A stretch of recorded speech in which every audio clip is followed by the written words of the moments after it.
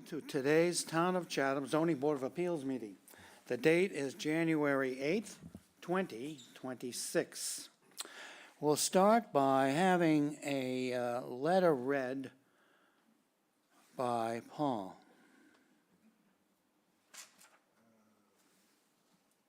Are you talking about the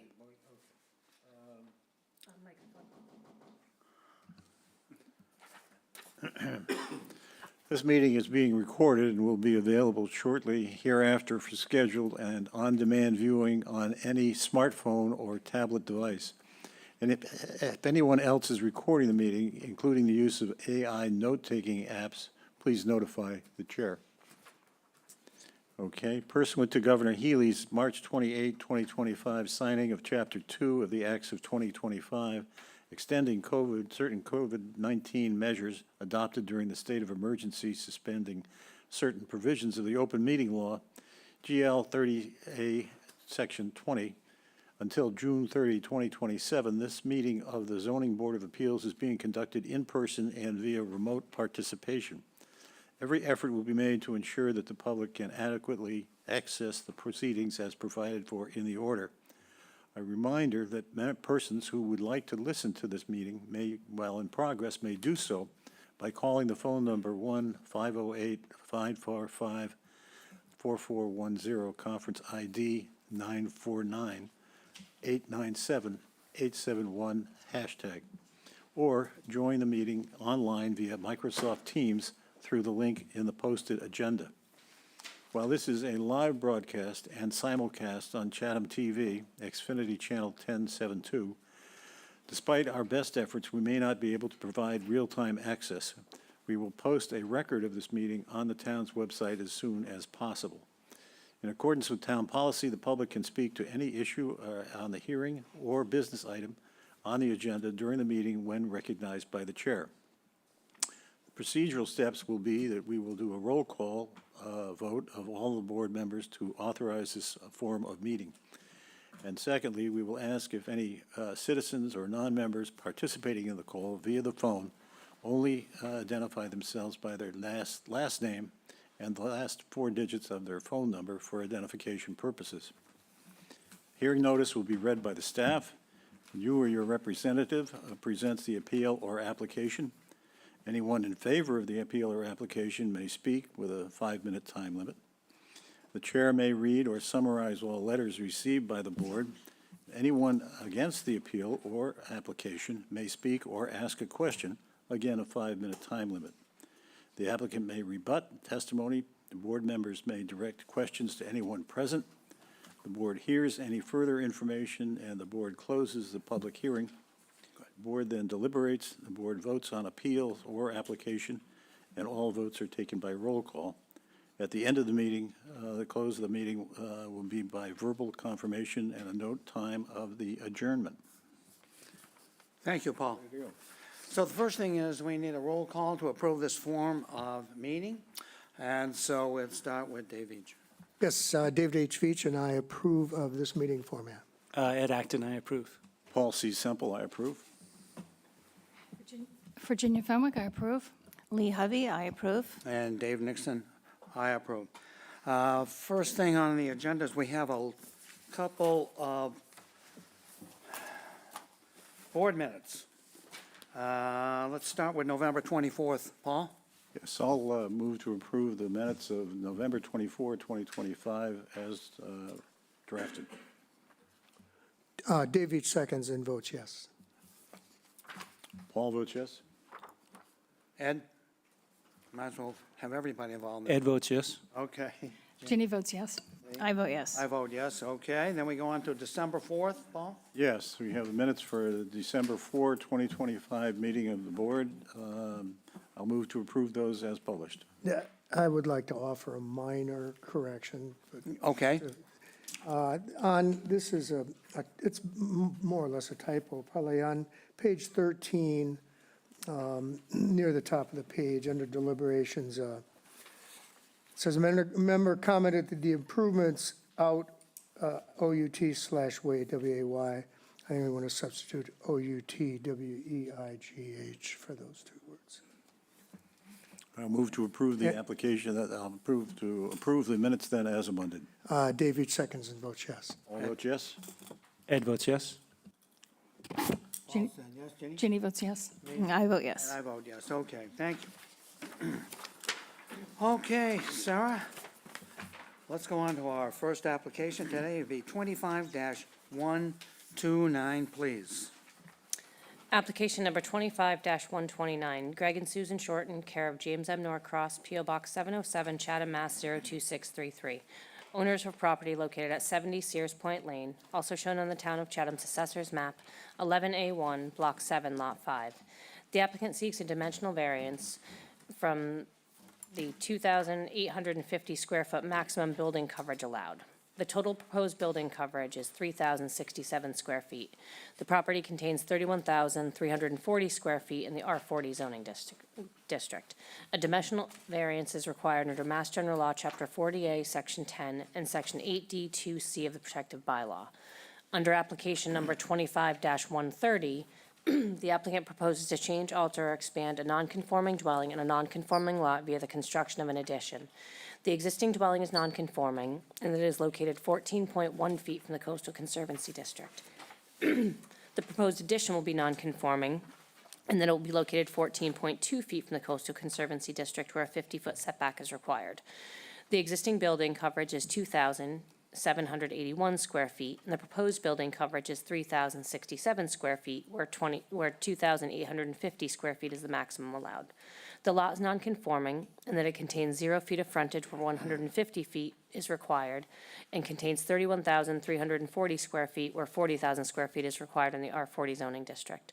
A special permit is required under Mass General Law, Chapter 40A, Section 6, and Section 5B of the Protective Bylaw.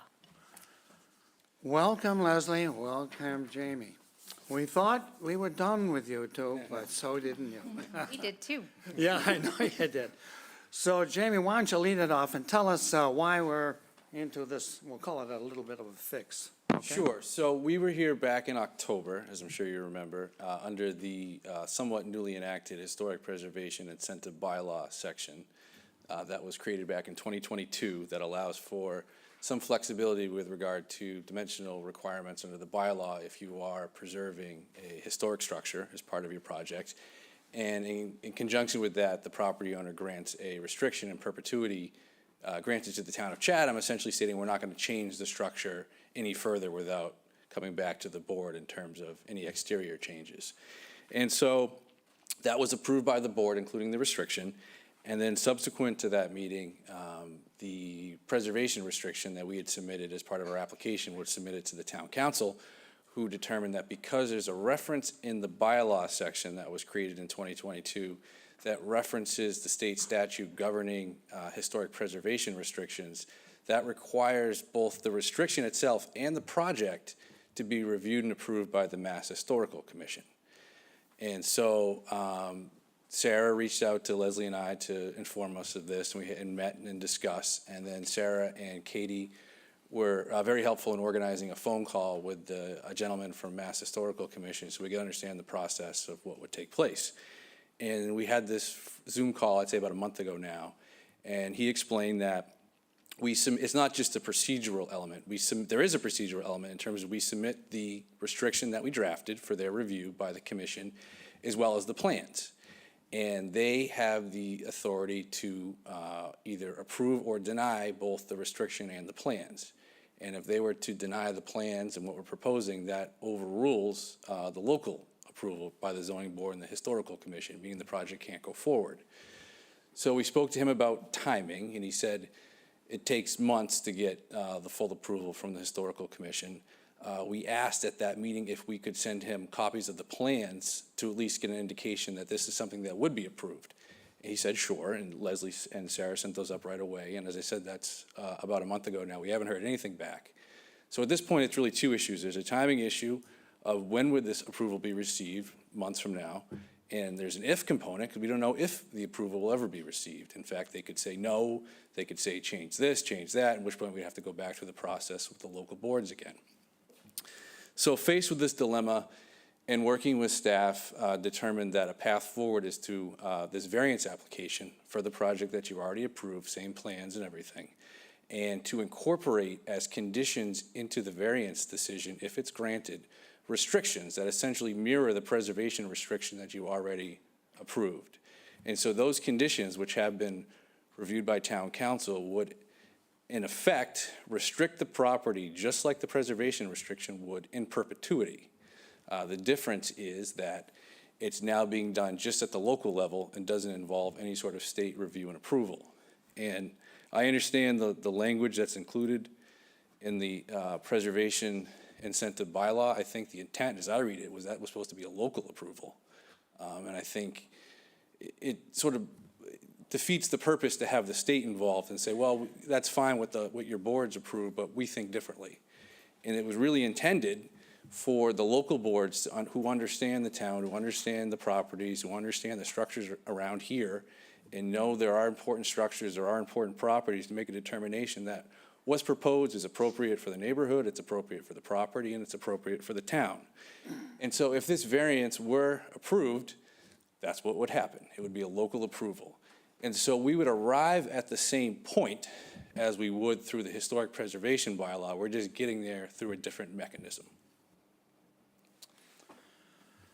Okay, is the fix something that would have to be taken up at our next town meeting?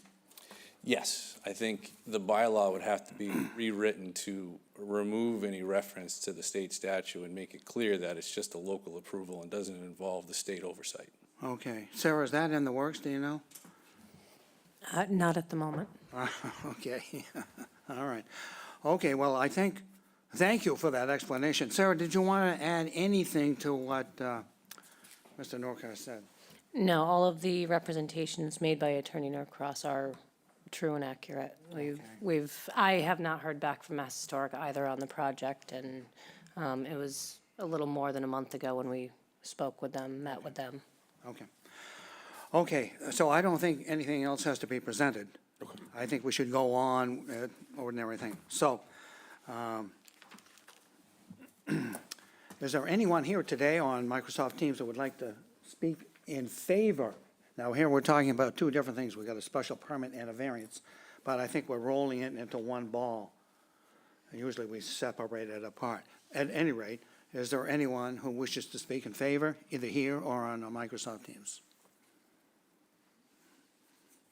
No, okay.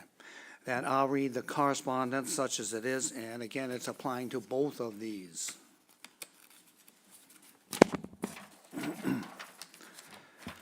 First is from Sarah Giorgio, Board of Health. Hi, Sarah. I have no concerns regarding the additions and renovations of the existing five-bedroom dwelling. The existing septic will be reused. And that was on January 6th. Then we have a note from Christina Bassett. She's staff with the CHC.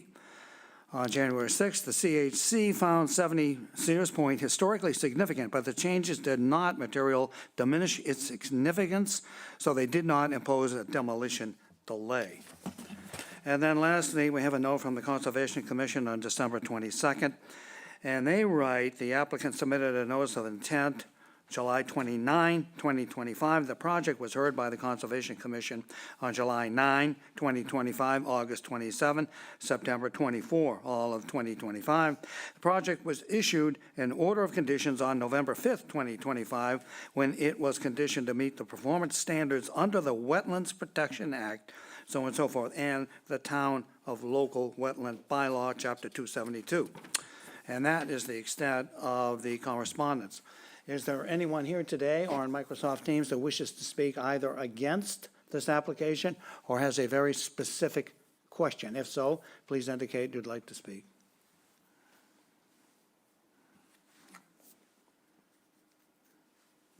No. Okay. Okay, Paul, I think we need to move on. All right, well, do you want? With questions, yeah. Okay, I have no questions. Okay. Ed, No questions. David? Well, I wondered, Dave, because I haven't had a chance to read Jamie's, but I'd be interested in hearing his addressing the points of for a variance. Okay? Okay, well, we can come back to that. Yeah, if we Okay. just, that's fine, that's fine. Yeah, thanks. Questions? One question, Jamie. So you're familiar with the fact that this property had a variance request in the past for some property? Does that impact this variance at all in a favorable way? I don't think it makes a difference either way, is my Okay. understanding. Okay. Yeah, well, my understanding was that that had to do with the ownership and the way the property was transferred, correct? I believe, Mr. Litchfield can probably reiterate, but I believe it had to do with the unusual shape. Yeah. Right. Okay. Actually, that's what I recall as well. There was an issue with the It is, topography, yeah. this was a much larger property that was then divided into a very unusual way, Yeah. as happens with families. Right, okay, thank you. Thank you, Lee, Leslie. any questions? Just one, I haven't had a chance to read through all this either, but the fact that the house was deemed historic. Correct. Is that, and it's a structure, a historic structure, does that have anything, can that help with the I variance? think to the criteria, everything about this is a hardship. I feel that when I voted in town meeting for the preservation incentive, it was to help people because it is very hard to restore a historic home. It's much easier to build new, and it was an incentive. And working with this house and working in a way that they can get space is a huge challenge. And then the shape of the site itself makes it even harder how and where you would expand. Okay, because I think it's not only the topography or the lot, This it's bill- the structure. Very much, and we're very much looking to preserve, as the bylaw says, to preserve historical architectural character. Thank you. Okay, Jamie, back to Dave's question. Sure. So, as you know, it's a little bit of a different criteria for a variance. It's a three-prong test that we have to meet. And I'm going to go in reverse order, but the third prong is a determination that the variance will not substantially harm the public good or derogate from the purpose of the bylaw. I would argue in this instance, it's actually improving or an improvement to the public interest by allowing for this project on this property, this structure, and this location to be modified in the way that is proposed with these plans is a real benefit to the town as a whole. I also do not think it derogates from the purpose of the bylaw. The variance request is because we're 150 square feet over building coverage. And if you actually calculate based on our overall lot area, not just buildable upland, but include the area within the Conservancy District, we're actually in compliance. And so building coverage, as I understand it, is really a factor to avoid overly large houses on lots and overwhelming those lots. And in this instance, I don't think we are in any way derogating from that purpose of that section of the building coverage requirement for the bylaw. The second prong, a literal enforcement of the bylaw, would create a substantial hardship, financial or otherwise. If a variance is not granted, the shortens will suffer a hardship. There's the fact that we do not know when or even if the state would approve the project, allowing us to go forward. In the meantime, if we just waited, the shortens have a contractor ready to start work. That contractor may have to go on to other projects, which would provide them with, which would be a financial hardship for them. They also may lose use of the home depending on the schedule for a couple seasons at this point. Alternatively, the shortens could redesign so that they meet the building coverage requirement. That would likely result in loss of more of the historic home, which I don't think is what anyone wants to do, and it's certainly not a positive outcome. And there's also the financial component to that of plans, building plans, site plans, meetings, none of which is inexpensive. And then in terms of the third prong, unique conditions affecting the shape, topography, or soil conditions of the land or building, I think we touched on a couple of those relative to the lot shape that was created pursuant to the variance when this was divided amongst the family members. And I know Leslie has a couple points she wanted to make about the uniqueness of the structure itself. Similar to what was just brought up earlier, is that it is a very unique structure. It is historically significant, and we've gone through a lot to keep it and keep it in this way. Good, thank you. Dave, was that okay? That's great, thanks, David. That's Okay, what I wanted. all right. Okay. Paul?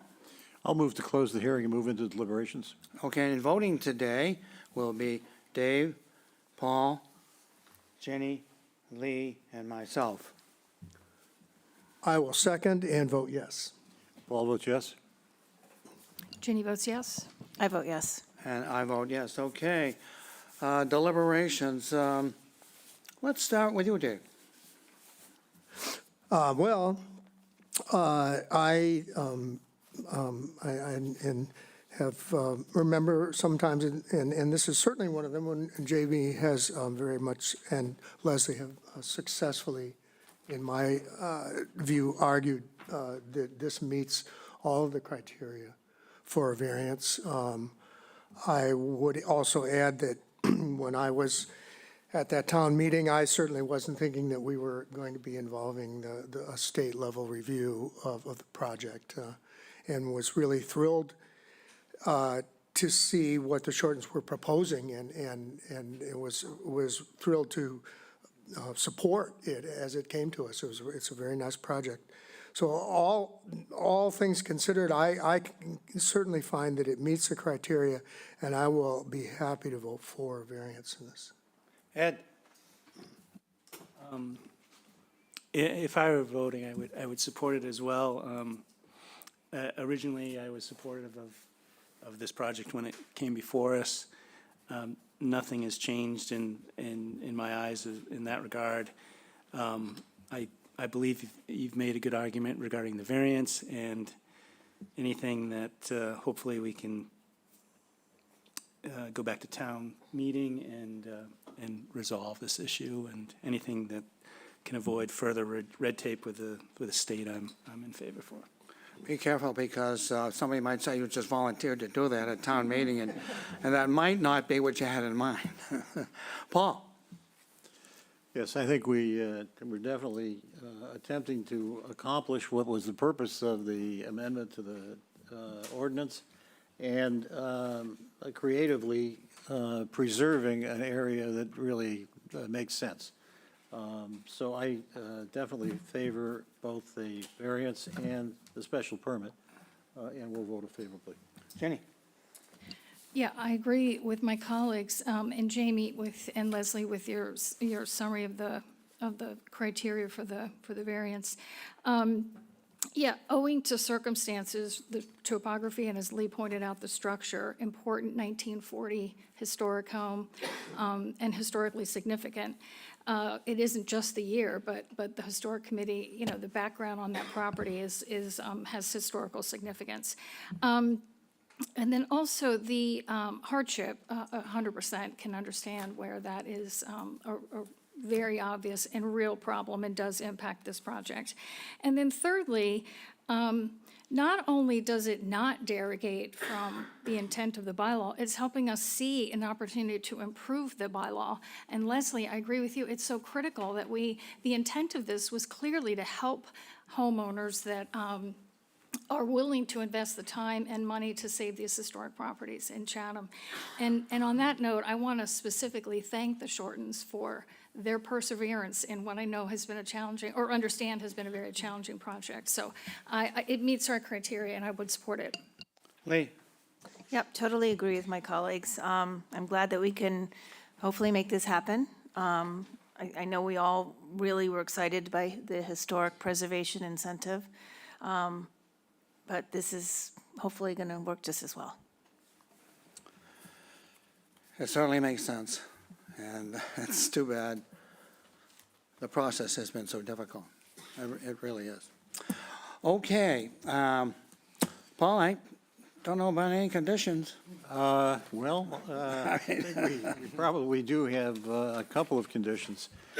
I'm thinking that we would use our standard conditions, given the location and the proximity to other neighbors.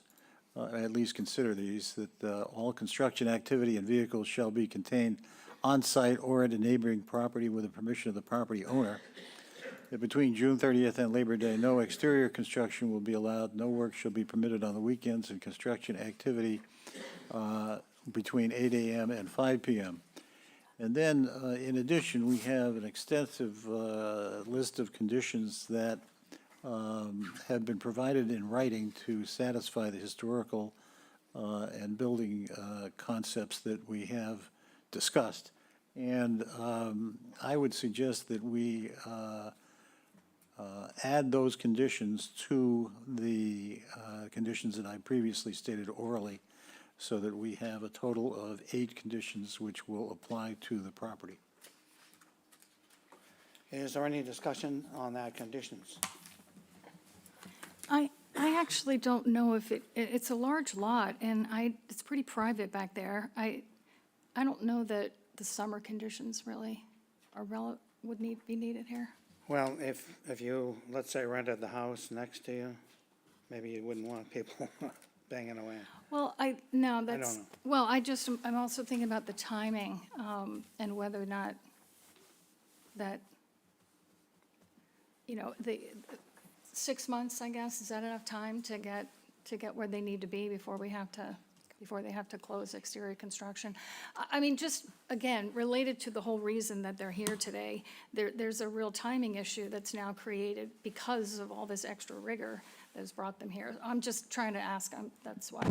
Leslie and Jamie, want to weigh in on that? Could I just add, that's an excellent point. We anticipated, this has put a 2-month delay on them starting construction from, when we thought with the last hearing it would be beginning. So it's a very good point, and they have been delayed through this process. Yeah, any flexibility on that, it's really appreciated. We didn't want to rock the boat with a variance, so we weren't going to suggest it, but Okay. there is No, an inclination. I understand. We would certainly appreciate that. Dave? Yeah, I just, because, and I didn't research this, but did we attach our normal conditions when we approved in October? You did. We did. So this is a repeat of that. So it'd be repeating that, Repeating right? it. Plus these specific ones that Paul referred to. I think I could go along with Ginny's arguments on this. When I think about it, there's really, well, I mean, there's construction traffic on the road, but there are really kind of only 2 neighbors that are really close by and to be much affected. And I'd be inclined to relax our thinking on this a little bit. I mean, we would do the timing during summer work, but not the ban on outdoor. I think it would be appropriate in this case. Okay. Ed, how do you feel about that? I agree as well. Paul? Well, my concern is partly the noise issue, but also the access. I mean, the road in there is basically a driveway that is very narrow and twisted, and it seems to me if we're going to have access to that in the summertime when there's other people using it, it becomes very difficult. So that's the other factor I would consider. Yeah, and the other really big projects we've had up there, a couple of big homes were restricted.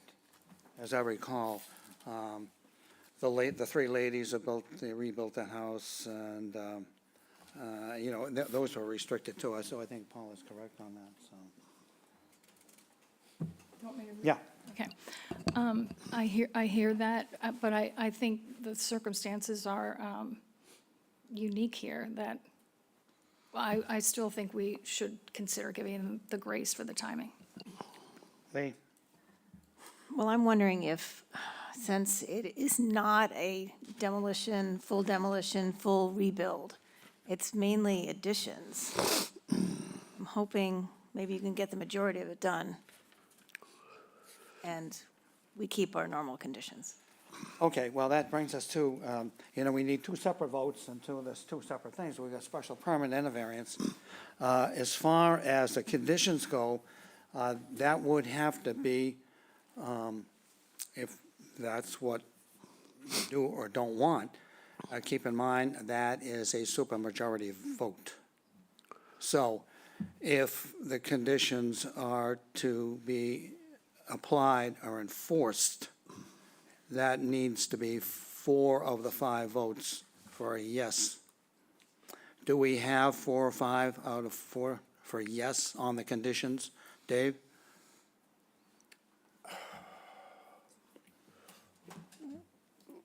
I can vote either way, Dave, because Okay. the underlying importance here is the grant of the variance and the attachment of those further conditions. So if I needed to sacrifice a position or whatever to, I can vote for that in that way. But I also could go the other ways. Okay. Ed, if you were voting? I would allow the construction to go through the season. Just looking at the size of the lot and proximity to the neighbors, I think they could contain everything on site. Okay. Paul, I presume from your comments, you would vote yes on the conditions. Correct. Jenny?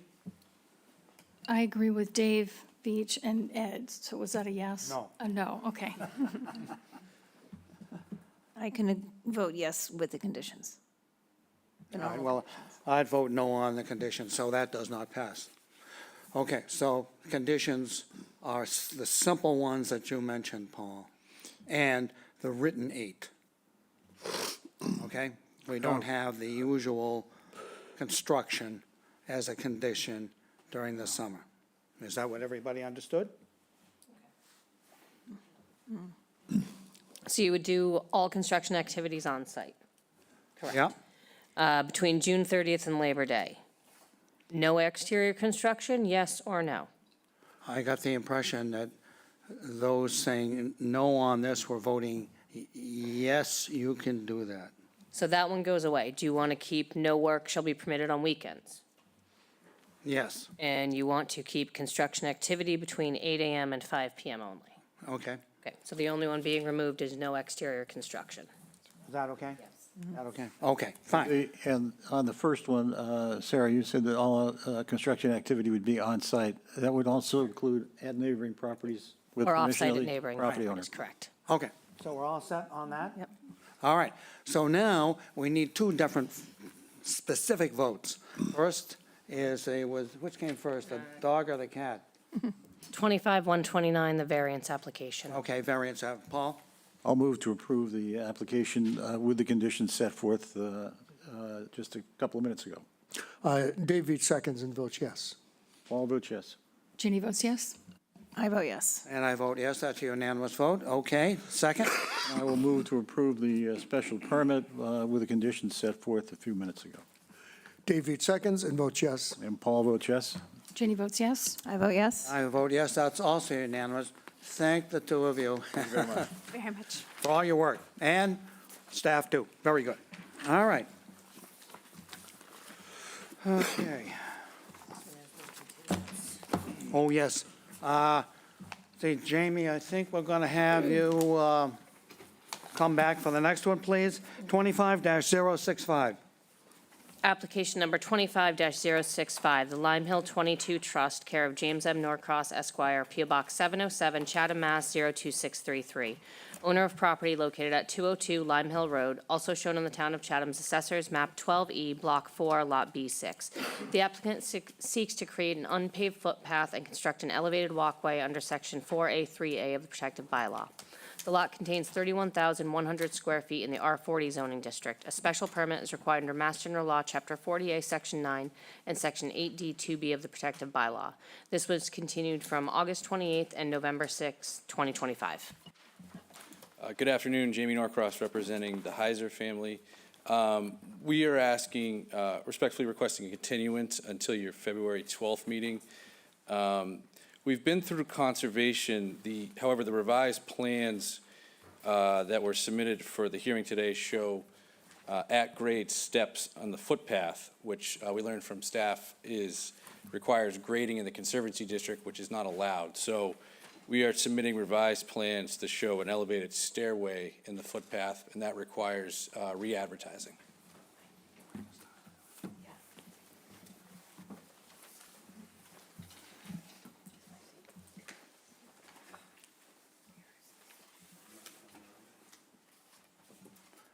Okay. Discussion. I'll move to grant the requested continuance to February 12, 2026. Is there any questions about the whys or the wheres? Happy? Everybody happy with this? Okay. I'll second that.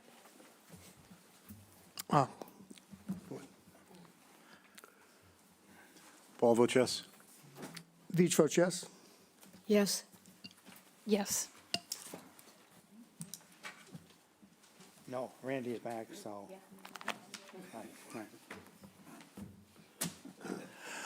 Okay, Great. Thank you very much. unanimous, all right. What date is that, Sarah? February 12th. All right.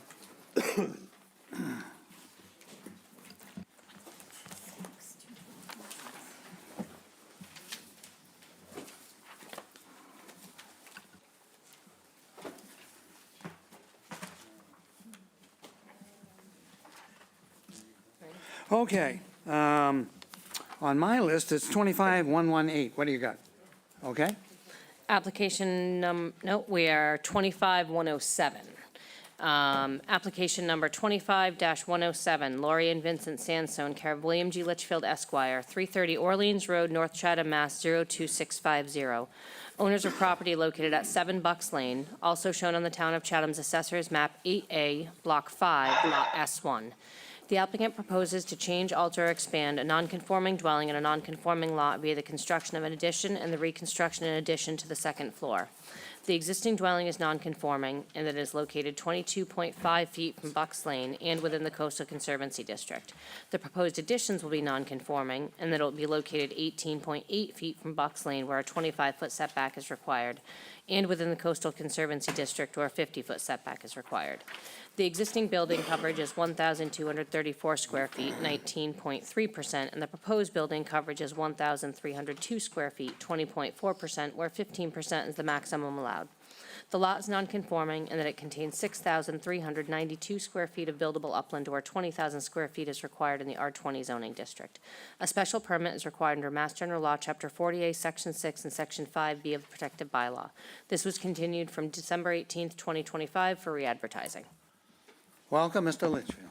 Thank you very much, Mr. Chairman. Bill Litchfield here on behalf of Laurie and Vinnie Sansone, who are here with us virtually, and also their builder, Rick Walls, is here as well.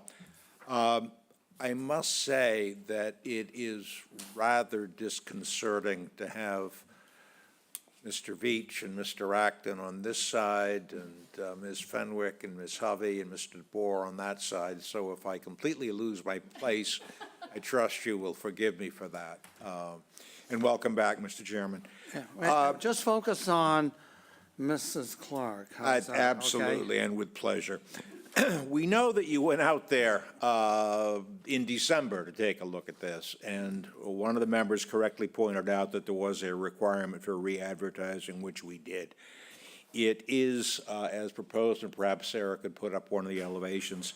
This is a small request for a 68-square-foot expansion of footprint and construction of a modest second-floor addition, largely over the existing structure on the right-hand side, top left picture. The right-hand side, that will be brought forward a little bit, just a couple of feet, to have a little bit more room on the second floor. It is a fairly simple proposal. And certainly, obviously, we can go into the plans if you'd like, but given the length of your agenda, it might be also useful for me to go into the criteria. As to adequacy of site, including building coverage and setbacks, the site is certainly adequate for this house in a neighborhood developed prior to zoning, and one in which every lot in the entire neighborhood is nonconforming. Many have multiple nonconformities and excess coverage. I think you can find that the site remains adequate for this 68-square-foot expansion of the footprint and construction of a modest second-floor addition, 161 square feet, largely but not exclusively over the existing structure. There is a small resulting change in the setback, but I'll get to that shortly. As to compatibility of size, on the third page of the handout, you have the numbers for the surrounding properties. We have an average size lot, but one of the smallest, if not the smallest house in the immediate area, whether you measure it by footprint, by percent of coverage, by gross floor area, and we have the second smallest living area. If you approve the special permit, as I hope that you will do, it will remain compatible and still relatively small. It'll be comparable, low in coverage, gross floor area, and living area, and in keeping with the surrounding properties. As to the extent of increase in nonconformity, there are nonconformities as to lot size, the Conservancy District setback, and coverage, as Ms. Clark read. As I indicated, there is a 68-square-foot increase in coverage. And while we're moving 3 feet closer to the street, the site plan that Sarah has up there is indicative that while we are closer to the street, we're 33 feet away from the pavement. The legal layout of the street is much broader than one might think.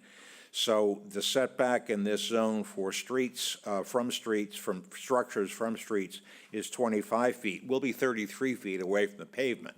We'll be closer than that to the legal layout, but we're not that close at all to the physical road as it exists. As to suitability of site, the site has been suitable for residential purposes since the house was built in 1960. Although the lot is partially within the flood zone, there are no wetlands at issue. Conservation Commission reviewed and approved this on December 3rd with a negative determination, and as you know, a negative determination is good news. It means basically that they don't care. So they've already approved this. As to scale, citing mass views and vistas, we have a house which is currently rather modest in scale and mass, a 1,200 square foot footprint, gross floor area that is less than half of some others in the neighborhood. The scale will remain appropriate if you approve the special permit, and modest. It'll be either on its own or in comparison to the surrounding area. The small change that we're seeking has no negative impact on the streetscape, and I think arguably at least a positive one. It is without any effect on neighborhood views and vistas, and in regard to scale and siting, while obviously you make the decision, there is significant neighborhood support. The chair will read letters of comment from a number of neighbors with whom the Sansone have talked and who are supportive of the proposal. So as you know, the question for you to determine is whether this proposed small change is substantially more detrimental to the neighborhood than the current non-conforming structure on a non-conforming lot. The change, 68 square feet to the footprint and less than 200 square feet roughly in living area, is almost by definition without significant impact. And again, the strong neighborhood support suggests a finding that the change is without substantial detriment to the neighborhood. The house will remain relatively modest and appropriate for the site and the neighborhood. So in both absolute and relative terms, especially in comparison to neighboring properties, I think you can find this to be a reasonable request, which will result in a small expansion, but one which is not at all detrimental to the neighborhood. Be happy to answer any questions. Thank you very much. Is there anyone here today or on Microsoft Teams who would like to speak in favor of this application? If so, please indicate you would like to speak.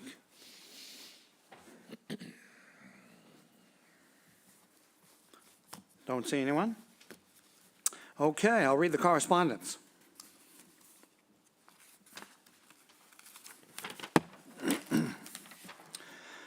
First is from Giorgio, Board of Health, on December 16th. I have no concerns regarding the renovation and addition.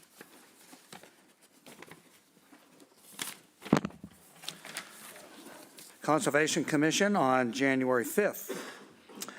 Applicant submitted a request for determination. The project was heard by the commission on December 3rd, 2024. Is that correct? 25. Okay. That makes more sense. It was issued a -2 determination. The project can be permitted without filing a notice of intent and be conditioned to meet the performance standards under the Wetlands Protection Act. Now we have a short note. This is from Peggy and Jim Carrick. The date, they're from 38 Billings Road. Not sure of the date, but that's okay. We're neighbors.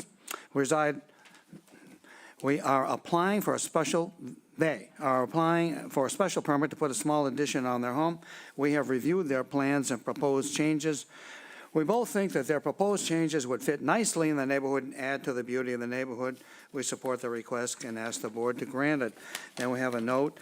This is from 29 Bucks Lane. Joseph and Sharon Kiernan. Joseph and Sharon Kiernan. And like I said, they're from 29 Bucks Lane. They write, we're in support of the petition of our neighbors for special permit. They have shown us their plans, and as nearby butters, we're in favor of their proposal. We respectfully urge the board to vote in support of their request.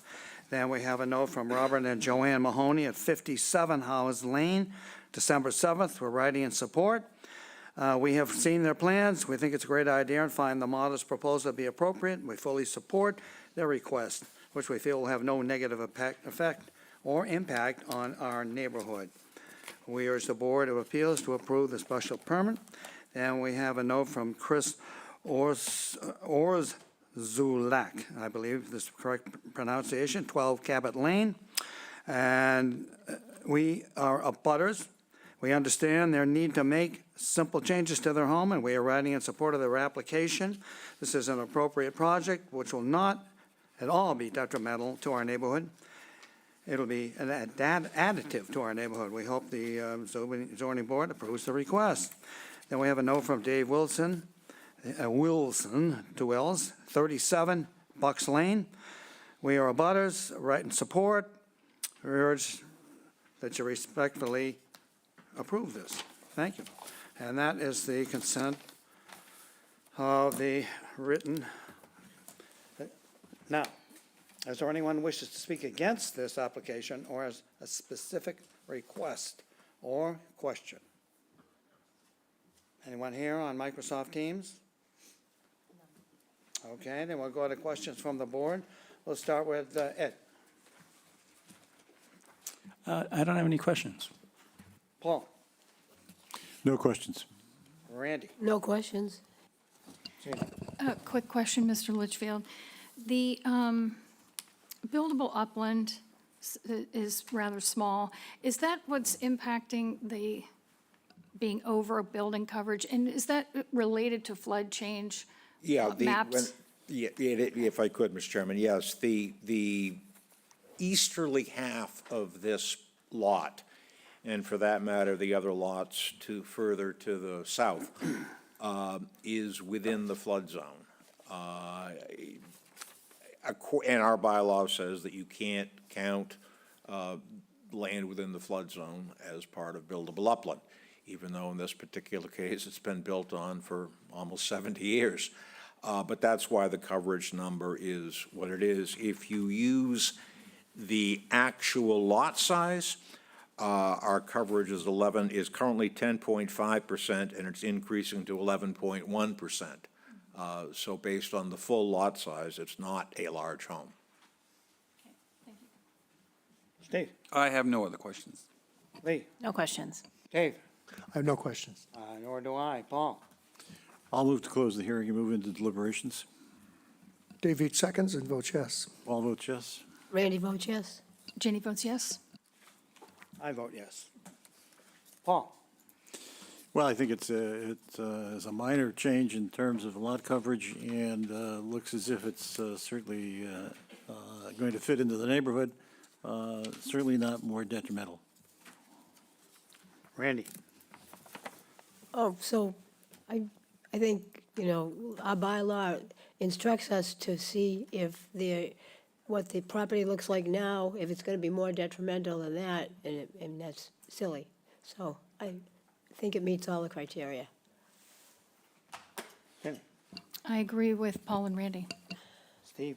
Yes, I think the changes that are being made sort of balances the house out a bit. I think the upper dormers are a little bit out of proportion to the rest of the house. So I think it's an overall improvement to the appearance of the house and not detrimental whatsoever. Lee. Meets our criteria. If I were voting, I would support it. Dave. Yeah, I agree with previous and comments. It's a skillful addition to the building. Ed. I agree with my colleagues as well. Certainly not detrimental to the neighborhood. Okay. Randy, do you want to lead on this? Meaning With the the next condition, step. Paul was going to do that today. Okay, I have fine. laryngitis. Okay. I'll move to approve the application as submitted. I'm anticipating the normal conditions would be appropriate. Is that correct, Mr. Litchfield? Yeah, it's a small project. If we can complete it by June 30th, we will, and otherwise, we'll start in September. All right, I'll move to approve the application with the condition that all construction activity and vehicles shall be contained on site or at a neighboring property with permission of the property owner. Between June 30th and Labor Day, no exterior construction will be allowed. No work shall be permitted on the weekends, and construction activity between 8 a.m. and 5 p.m. only. Dave Veach seconds and votes yes. And Paul votes yes. Randy votes yes. Jeannie votes yes. And I vote yes, unanimous decision. Thank you very much. Litchfield. Okay. What's next? Oh, 25118, okay. Application number 25-118, Raymond Family Trust, care of William G. Litchfield Esquire, 330 Orleans Road, North Chatham, Mass. 02650. Owner of property located at 203 Indian Hill Road North, also shown on the Town of Chatham's Assessor's Map 8G, Block 9, Lot R19. The applicant seeks to enlarge, extend, or change a conforming dwelling in a non-conforming lot via the partial demolition of the existing dwelling and the construction of an addition. The proposed addition will comply with all bulk and dimensional requirements of the bylaw, but is considered a substantial alteration, and under the second accept clause of Section 6 of Mass General Law, Chapter 40A, requires the grant of a special permit. The existing building coverage is 2,239 square feet, 5.4%, and the proposed building coverage is 2,391 square feet, 5.8%, where 10% is the maximum allowed. The lot is nonconforming in that it contains 43,985 square feet, where 60,000 square feet is required in the R60 zoning district. A special permit is required under Mass General Law, Chapter 48, Section 6, and Section 5B of the protective bylaw. Mr. Chair, I'm going to recuse from this application. Okay, Lee, you would be voting on this, please? Good afternoon, Mr. Chairman, members of the board. Bill Litchfield once again here on behalf of Jim and Jane Raymond. Jim is in the front row. You went out to the site at the far end of Indian Hill Road North. You recognize that it is not exactly a thoroughfare. It is a fairly isolated location, and it has on it a house built almost 100 years ago, almost exactly 100 years ago, which has been on in the Raymond family for almost all, if not all, of that time. There was an addition put on the right-hand side when you're facing it, which the Raymonds are going to keep.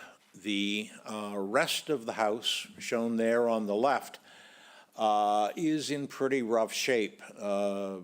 I understand from talking to Jane Raymond that when they had an electrician out to come to the site to look at some of the wiring, he basically said, shut it off and don't use it anymore because you have a problem.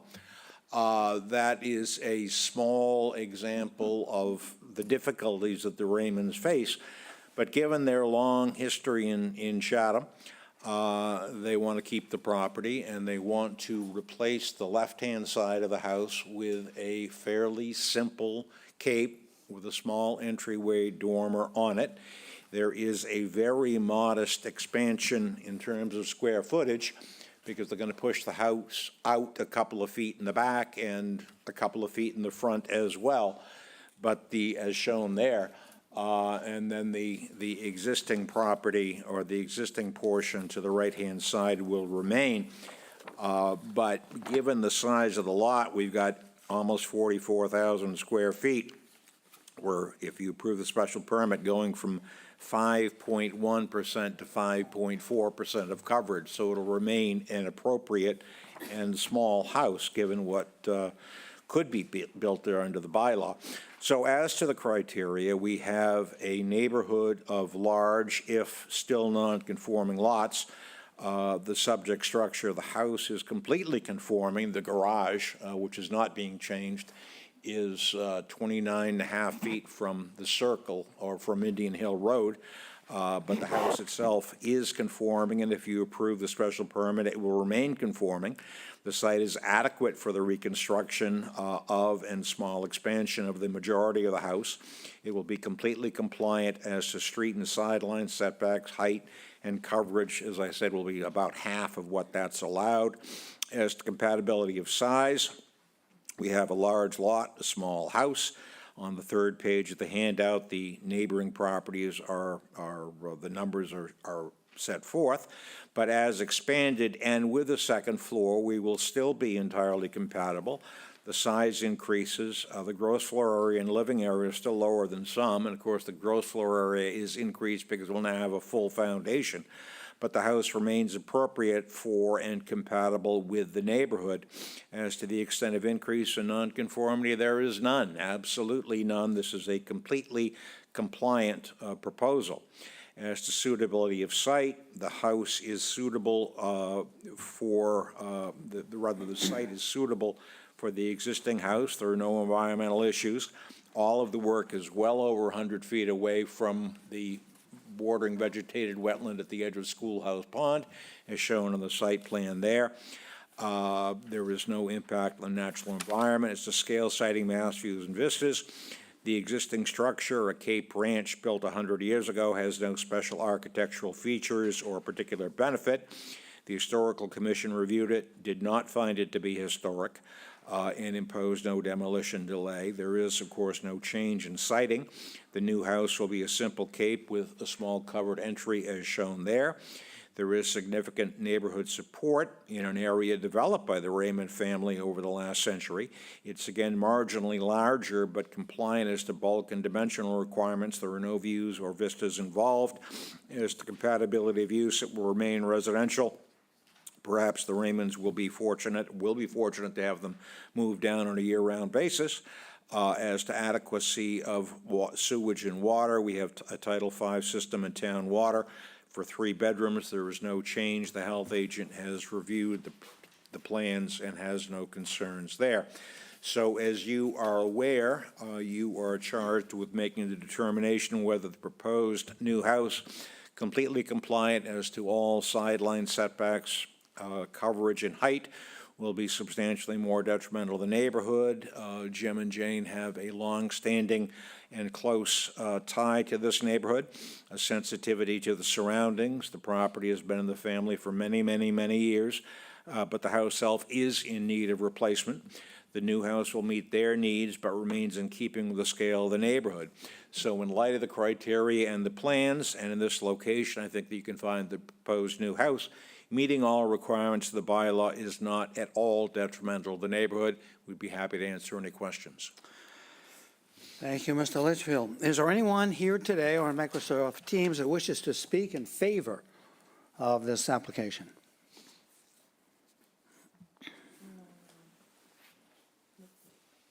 Don't see anyone, so I'll read the correspondence. First is a note from Judith Giorgio, Board of Health here in town, February 6th. I have no concerns regarding the partial demo and remodel of this existing 3-bedroom dwelling. It'll remain 3 bedrooms, and the septic system will remain. From Christina Bassett, on December 2nd, the Chatham Historical Commission found this home to be not historically significant and did not impose a demo delay. Then we have a note from Sandra O'Sullivan. She's 193 Indian Hill Road North. She writes, as an immediate abutter, I am writing in support of the proposed improvements at 203. The traditional Cape Cod-style house with shingled siding is fitting for the neighborhood, and the addition of a second-floor space is understandably desirable for practical purposes.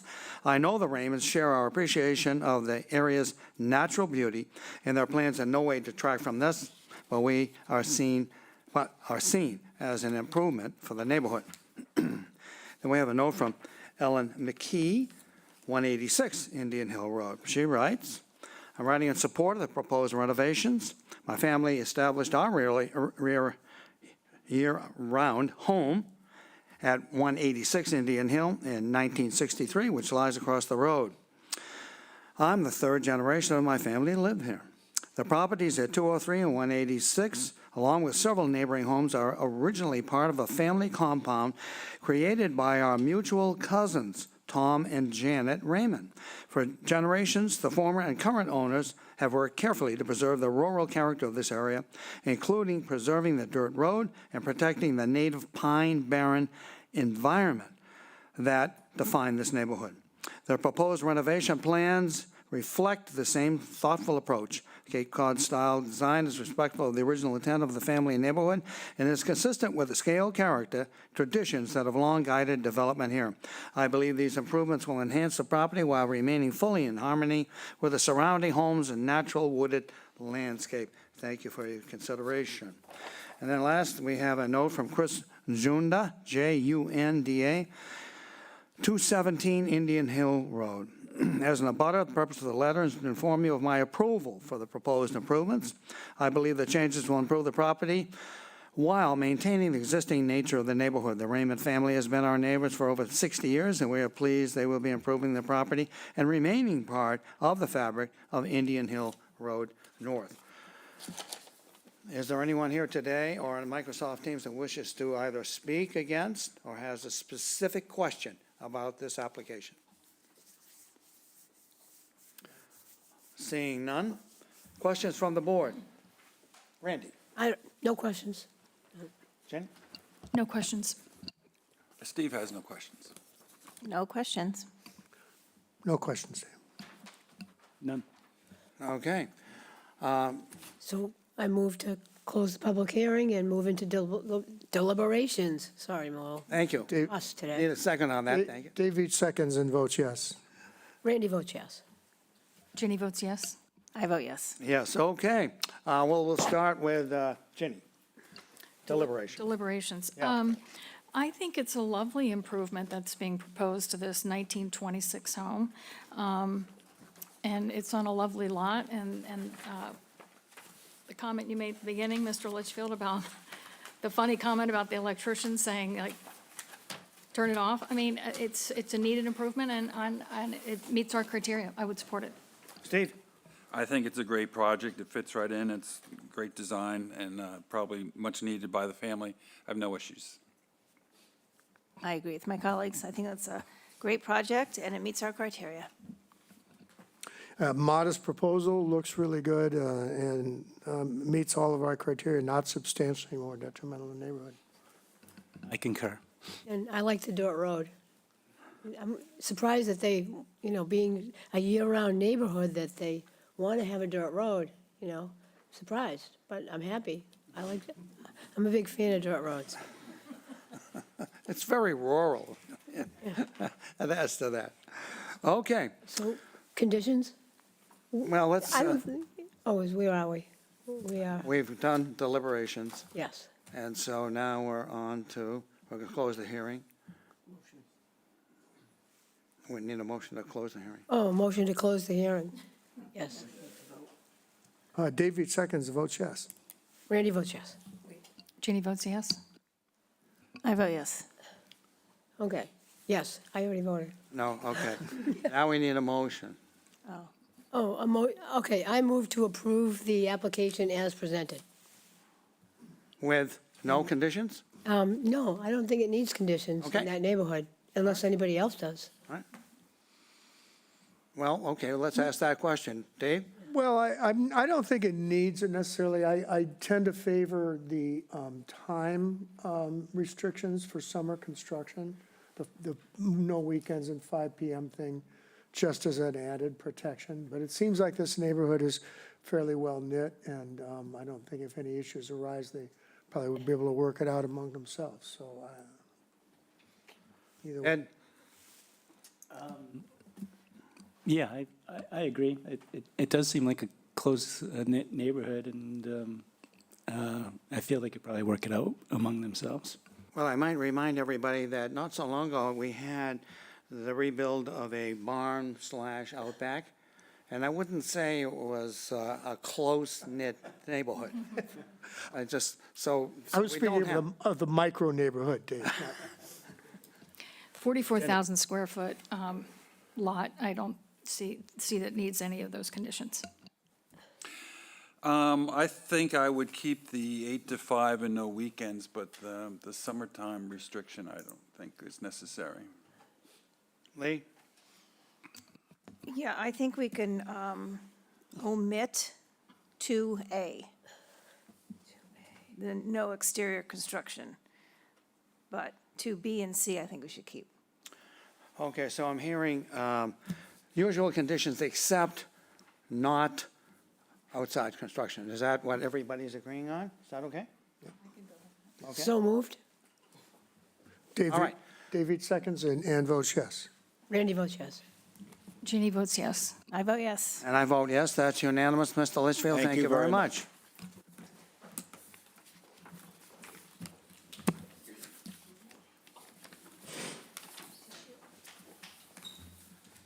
I don't know why I like to split it up. I always want the motion after the fact, you know? I know it'd be more efficient if I wrote them together. Remind me of that next.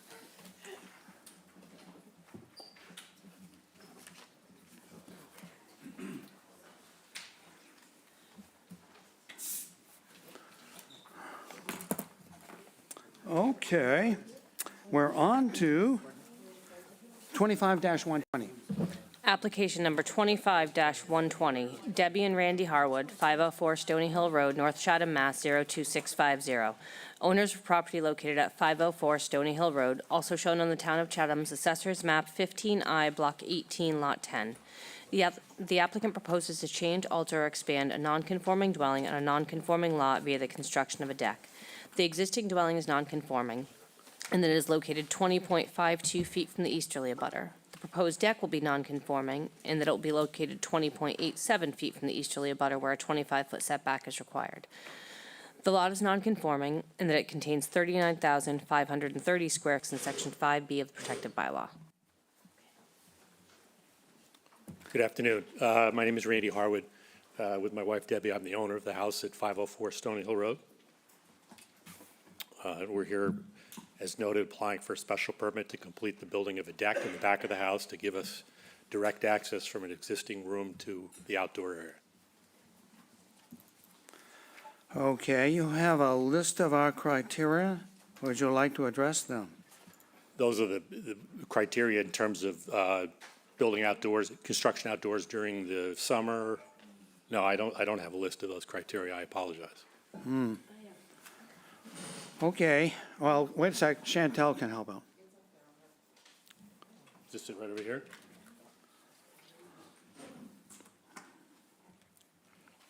Section VB?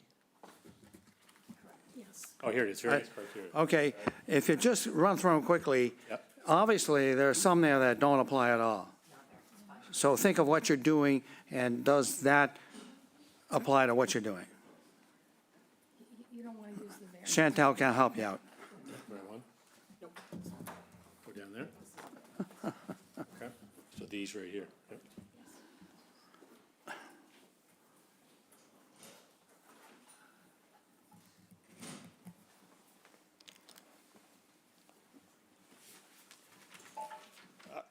And the question is, would the proposed change that we're here applying for impact any of these in an That's adverse correct. fashion? No, it would not, in my opinion. I can help. Okay, Mr. Acton will help you out.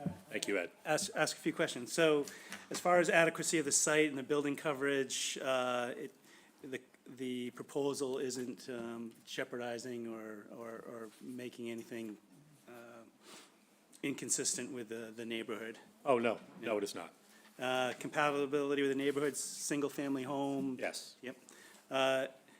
Extent of increased nonconformity, you're just a small change to Small, the deck. small encroachment, yeah. Yep. Suitability of site, impact area, and the natural environment. There's really, you're just making a small change to your Yes. deck. Yes. Scale, site, mass, and views, vistas. Really, the house is, you would say, remaining the same, and you're Yes. just building a modest increase to a deck. Compatibility of use, residential, no change. It's Correct. going to continue to be residential. Adequacy of utilities, you have on-site sewer, you have Yes. water, you have electricity, that'll stay the same. Traffic flow, single-family home, no real change. Adequacy of utilities, no change. And then I believe that's the only ones that really Well, apply to this project. you did an excellent job, Mr. Hector. Thank you very much. Yes, thank you. Okay. I presume you had nothing else to add to that? No, I did not. Okay. Is there anyone here today or on Microsoft Teams who would like to speak in favor of this application?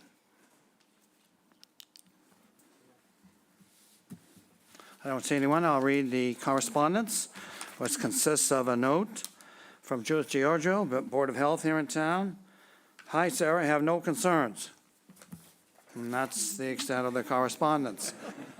We like that. Is there anyone here today who would like to speak against this or has a specific question they'd like to ask? On Microsoft Teams, I don't see anybody either. Okay, I think we should go on to questions. We can start with Steve. Any questions? I don't have any questions. Lee. No questions. Dave. No questions. Ed, well, you already answered all your questions, so no, you can't speak again. Paul? No questions. Did you have to come to us when you initially built this house? Yes. Oh, and you got away with the cupola? Somehow. I'm sorry. Never mind. No I other. think you have to point at Mr. Atkins. Oh, okay, sorry. Why is it Mr. Agnew? Did you build it? Yeah. He was the advisor, obviously. No. No. Okay. Nothing else. That's it? Okay. Okay. I'll move to close the hearing and move into deliberations. Dave Veach seconds and votes yes. All vote yes? Randy votes yes. Ginny votes yes. I vote yes. Okay, we'll start with Lee. Oh, I have no problem with this deck. I think it's going to be a great addition. All right. Dave? Yeah, the addition of a deck on the back of the house, certainly not substantially more detrimental to the neighborhood, meets all of our applicable criteria, and happy to support it. Ed? Yeah, I agree. Just a small, modest change. I live down the street, and there's a lot of other work going on the property, so, You sure you didn't have anything to do with the cupola? no. Paul? Yes, I agree. It certainly meets our criteria. I agree with my colleagues. I just wanted to confirm, they remodeled the house. It isn't a new house. And so I appreciate, you kept the same footprint. Correct. So you didn't have to come to the board before. That's my understanding. And I appreciate that you're saving the 1946 home. And the improvements that you've made to it are amazing. It's absolutely beautiful. It's stunning, and you have a large lot, and this small request for the deck meets all of our criteria and more. Thank you. And I agree with all the previous. Okay. All right, I'll move to approve the application as submitted. I think the only condition we might need would be that all construction activity and vehicles be contained on site or at a neighboring property with the permission of the property owner. Yeah, I would agree with that. I will second and vote yes. All vote yes? Randy votes yes. Ginny votes yes. And I vote yes. Congratulations. Thank you very much. Unanimous decision. Apologies for my confusion. Yeah, Randy, I don't think I had a chance to torpedo that. No, I guess it didn't come before. No, I don't. No, I wouldn't have remembered that. I would have too, I think. It's kind of cute, though. It was really cute.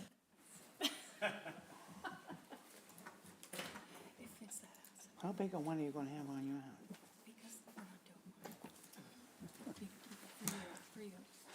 house? Okay, on to 25119, please, Sarah.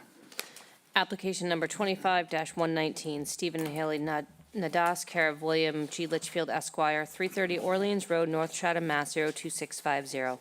Owner of property located at 98 Oyster Pond Furlong, also shown on the Town of Chatham's Assessor's Map 13E, Block 29, Lot 11A.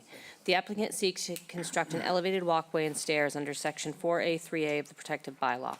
The lot contains 16,050 square feet in the R40 zoning district. A special permit is required under Mass General Law, Chapter 40A, Section 9, and Section 8D2B of the Protective Bylaw.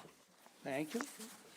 Mr. Litchfield. Thank you, Mr. Chairman, members of the board. Bill Litchfield here on behalf of Alex and Haley Natus. Alex is here virtually, as is our engineer, Bob Perry of Coastal Engineering. This is, as you know, not a question of substantial detriment. This is what's referred to as a straight special permit, in which something is allowed under our bylaw after review by this board. As you are aware, the bylaw requires that any structure such as a walkway, catwalk, even a paved path, or unpaved path, within the Coastal Conservancy District requires review by the Conservation Commission and also by the Zoning Board of Appeals. And we are here today seeking permission to, when you went out there, and I know you did, there are some old wooden stairs, we're not proposing to change those, that lead down to near the bottom of the hill, or the bottom of the coastal bank, I should say. What we are proposing is to extend that to allow for access to Oyster Pond via an elevated walkway or seasonal walkway and elevated stairs. So the plan is as shown there, and Sarah was kind enough to move the plan to show the side view. There's an existing rope railing. I'm not sure the rope's right there. I don't remember having seen it when I went out there today, earlier. But in any event, we are proposing to have an elevated walkway and then aluminum stairs leading down. So we'll go into the criteria, which do differ slightly from those to which you ordinarily hear. Adequacy of the site in terms of size for the proposed use. The lot has some 50 feet of frontage on Oyster Pond. The site is adequate for the seasonal walkway and stairs as proposed, which more than meet the required minimum setback from each abutting lot line. As you know, the bylaw makes a special provision saying it can be up to 3 feet. We're, I think, 12 and a half feet on one side and 25 or 30 on the other side, so we're not close to either lot line. As to suitability of site for the proposed use, the precise site, which is to say below the top of the coastal bank, is suitable for little but a water access use. Walkways and stairs, again, are specifically acknowledged as allowable in conservancy districts. As to impact on traffic flow and safety, obviously there's none. Neighborhood visual character, including views and vistas, again, there is none. The walkway is below sight lines. It's about 150 feet away from the dwelling to the west and 175 feet away from the dwelling to the east, and in a water-oriented neighborhood where walkways and stairs are common. No sewage issues, no utility issues, no noise and litter. We're not proposing a viewing platform or anything like that that might theoretically generate noise. As to compatibility of the proposed use with surrounding land uses, it's an accessory residential use. There are numerous docks on Oyster Pond. This is not a dock. This is a much less intensive use. It's an accessory residential use, again, in a water-oriented neighborhood.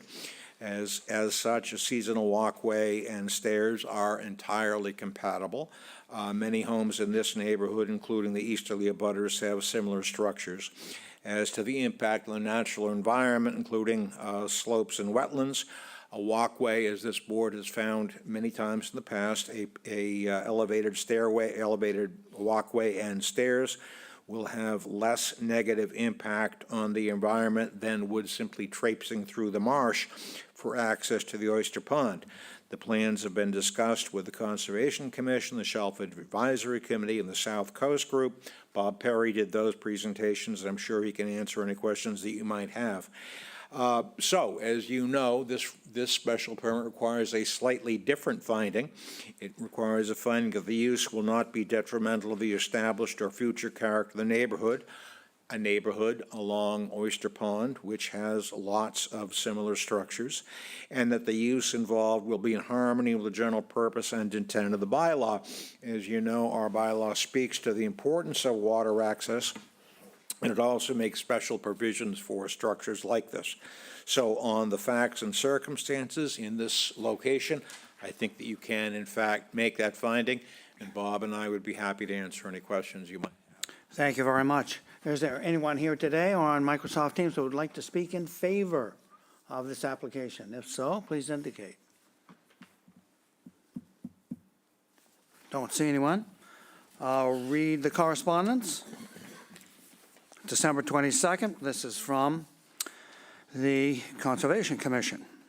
The project was heard by the Conservation Commission on May 8, 2024. Again, I don't know if that date is correct or not. The project has been continued multiple times as they had not applied to the ZBA. The project is scheduled to be heard on January 28, 2026. To review the project again, it will then be determined if and when it will be conditioned to meet the performance standards under the Wetlands Protection Act and the Town of Local Wetland Bylaw, Chapter 272, and the regulations thereunder. That's the extent of the correspondence. Is there anyone here today on Microsoft Teams who would like to speak either against it or has a specific question? If so, now is the time to join in the conversation. Don't see anyone. Questions from the board? Oh, I didn't know if you were gonna say, are there any? And that's why I raised my hand, but oh, no. you're not saying. No. Never mind. I figure there might be, because I got one. Dave? I have no questions. Oh, Ed? How about storage of kayaks and things of that nature? The plan doesn't seem to provide for that. It is not proposed on the plan. If there's any desire for a kayak rack, we'd have to come back and visit you. Okay. Myself, I feel like it's not a bad idea, otherwise they just end up in the marsh grass, so, but I guess that's not up to me. Paul? No questions. Yeah, so, yes, so, Mr. Litchfield, I had the occasion to listen to the last conservation hearing, and I'm not surprised with the letter. It's not our usual letter that it will be conditioned at our next meeting. And I remember there was a comment that they didn't really know what was happening there because it had been so long. So I feel a little hesitant, so can you help me with that? Yeah, well, perhaps Bob Perry can, but this has been continued a number of times for a variety of reasons, but it will require, as you know, anything that requires, for instance, ZBA and Board of Health and Conservation approval needs all three. So they have their own separate set of criteria and rules, but I would fully anticipate that this would be deemed by them as preferable to simply wandering through the wetland. But I don't know, Bob, whether you wanted to answer or respond to that, if I could, Mr. Chairman. Okay. I hope that my microphone is working. Can you hear me? Yes. Okay, thank you. The project began, yes, quite some time ago, and it was subjected to the proper reviews of several committees and a minor revision to shorten it. Conservation Commission, at the point in time we did meet, acknowledged that there was an existing at-grade walkway on the property and that the alternative of getting the elevated feature in place would be beneficial to the marsh. And it's certainly true that a lot of time has gone by. I don't have a great explanation for that. I know Bill's been busy, and we did spend 2 meetings with Shellfish and 1 meeting with the South Coast Harbor Group. But I think the strong point is that the Conservation Commission that would be tasked with formally voting for this under the Wetland Bylaw and the Wetland Act felt that this was a unique case, that there was already established access and a wooden platform that went across the marsh. So I'm not surprised they might not recall this. There may even have been membership changes, but we are required to go back to the commission and seek their vote. I hope that helps you with this circumstance. It helps, however, it's just not our usual way to permit something without knowing that they're going to first. I think the bylaw even instructs that they go first, that we send everything. So that's why I'm not doubting you, and I'm sure it's fine, but it just seemed a little off, so. Well, they don't vote, to my knowledge, they don't vote before it gets to ZBA, but they tend to give an indication. And I think it's the time frame that did ensue between our first meeting with them and this meeting. My professional position is that it's a sound project and it meets the various requirements that are rendered by the Division of Marine Fisheries for elevation above the salt marsh, and that it will relieve the salt marsh of the foot traffic. Okay, thank you. So I had actually that same question because we had earlier tonight another application with a catwalk. It was continued, but, so I like to look at the conservation, just to learn a little bit more about what they're proposing, how it's different, et cetera. And I couldn't actually find the conservation hearing where it talked about the project. It was all continuances. So thank you, Randy, for asking about that. I think what I'm hearing Mr. Perry say is that on the site plan, it's showing, the comments about the project. It's showing that their existing in-ground steps are going to stay. They will be removing existing steps and removing existing boardwalk from the marsh. So that's noted there. Maybe you said it in your narrative, Mr. Luccio, but if you did, I didn't catch it. I just want to point out that it sounds like that's a pretty important part of the project to remove those pieces. And the positive there is that you're then proposing the elevated catwalk. So I just wanted to, I think it's making more sense now as to what the original project was, and the comments that Mr. Perry made were helpful in the context of this site plan, where it's showing that a lot is going on. A couple questions, though, Mr. Litchfield. What is the legal distinction between a catwalk and a dock?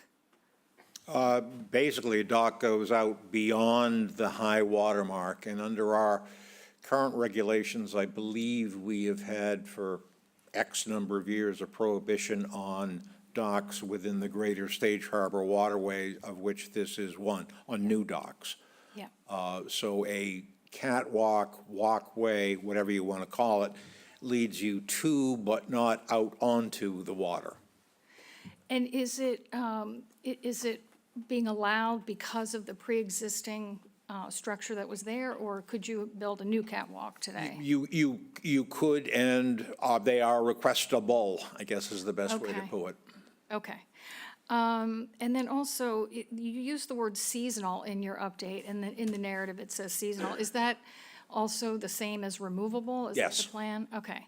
So it'll be pulled out, the walkway and the steps? Yeah, Conservation Commission will, assuming they approve this as they do, and Bob can correct me, but a Conservation Commission will have specific conditions in its order of conditions that, as they usually do, that things like this have to be stored up in the upland, not in the marsh. Okay. And so that actually is my last question, is then you could not tie kayaks and things like that to the legs of the catwalk, because they would be, The purpose is not to have it serve as a dock. I can't sit here and swear that at no point will somebody leave a kayak or a canoe attached to it briefly, Okay. but that's not the purpose of it. okay, all right, thank you. I have no other questions. They've been addressed. Okay. No questions. So I'm looking at the profile, and tell me how much is going to be removed, do you know? At what point do you say, well, okay, there's a line that That's where Sarah says, has had the cursor over to the left. yeah, it says begin seasonal catwalk. So everything beyond that is going to be removed? That is new and removable seasonally.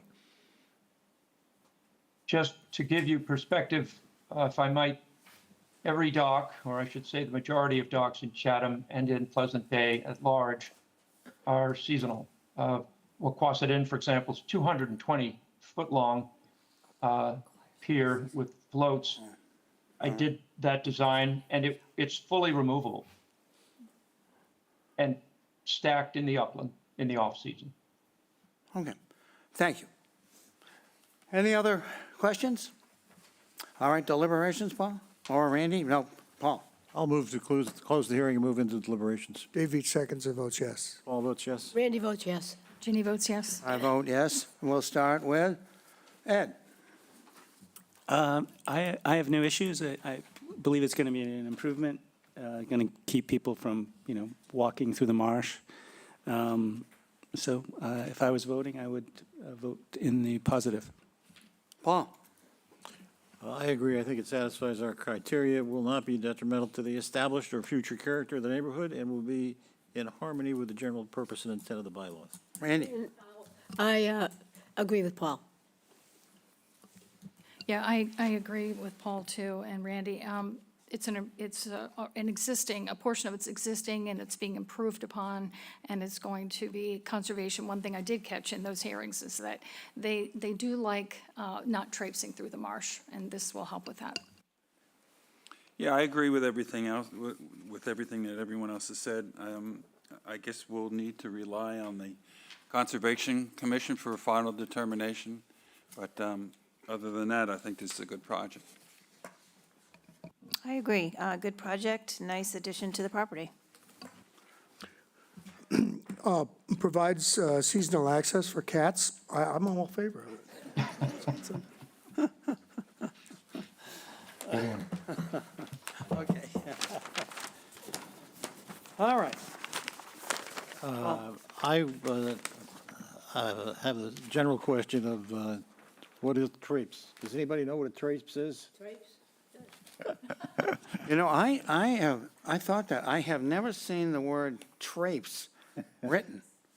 I've heard it. Did you make this up, Mr. Litchfield?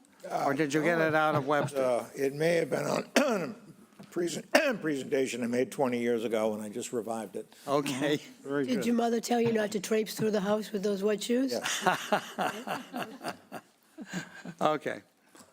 So I guess my question would be, what do you think about conditions on this one, Bill? Are we, Yeah, I don't think they're necessary or applicable. okay. I'll move to approve the application as submitted. I will say we probably should have all construction activity and vehicles contained on-site or by permission with neighbors. That would be acceptable. Dave Veach seconds and votes yes. Paul votes yes? Yes. Yes. And I vote yes. Thank you very much. Thank That's a you very unanimous vote. Thank you. Thank you. Okay, where are we anyway? Are we at 121? Application number 25-121, Sean B. Chrism and Faith T. Chrism, 211 West Newton Street, Unit 5, Boston, Mass. 02116. Owners of property located at 197 Emery Lane, also shown on the Town of Chatham's Assessors Map 15H, Block 6A, Lot EB 22. The applicant seeks to enlarge, extend, or change a conforming dwelling on a non-conforming lot via the conversion of the existing garage to habitable space, and under the second except clause of Section 6 of Mass General Law, Chapter 40A, requires the grant of a special permit. The lot is non-conforming in that it contains 20,871 square feet, where 40,000 square feet is required in the R40 zoning district. A special permit is required under Mass General Law, Chapter 40A, Section 6, and Section 5B of the protective bylaw. Welcome. The floor is yours. Please identify yourself and roll with it. Thank you. I have Mark Lewis. Hi. He's Can you our guys hear me, architect. John? He's virtual. But we're just proposing a conversion from our garage to basically be a playroom for one area and then an office for myself, is what we're planning. I hope you have our criteria to go through. Yes. Go ahead. You're going to go through the criteria for us.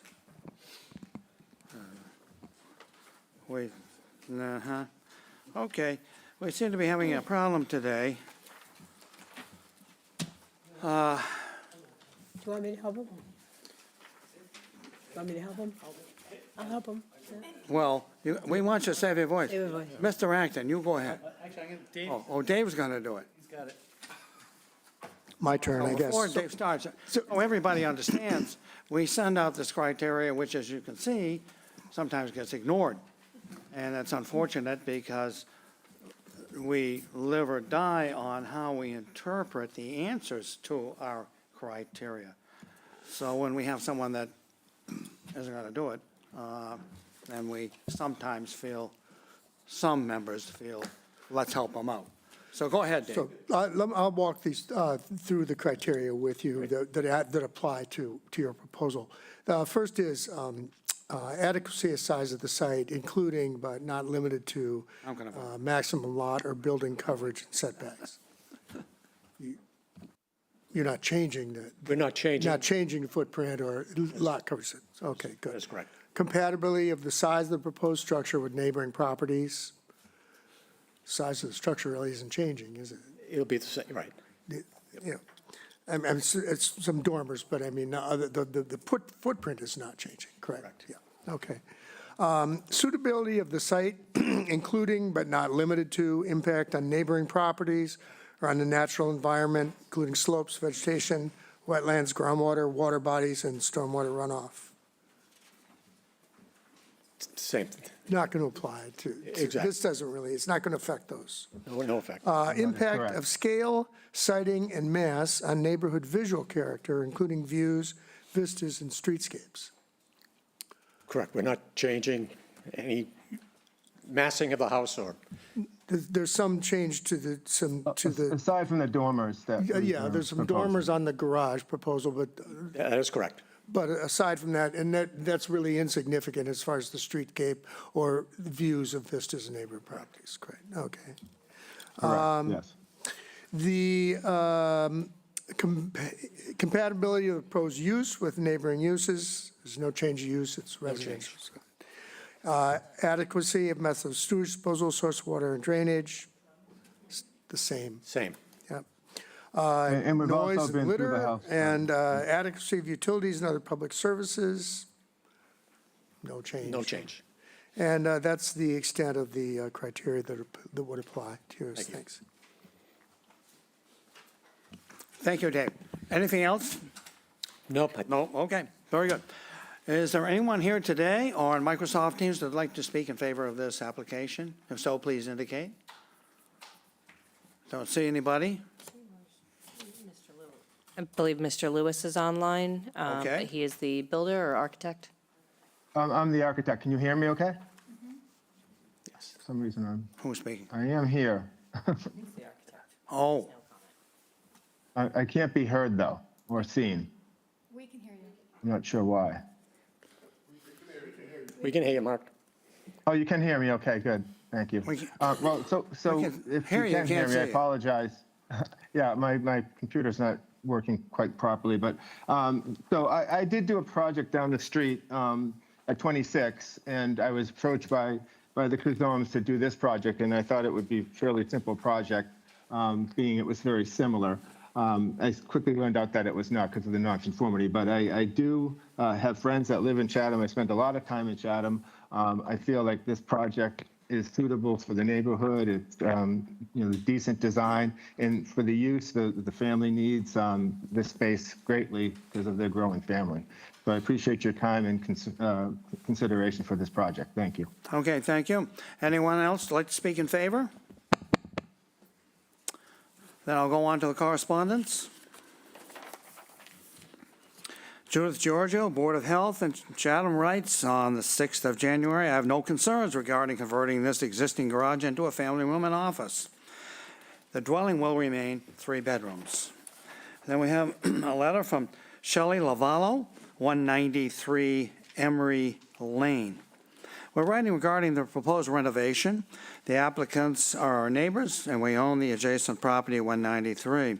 The front of our home faces the elevation where the proposed changes will occur.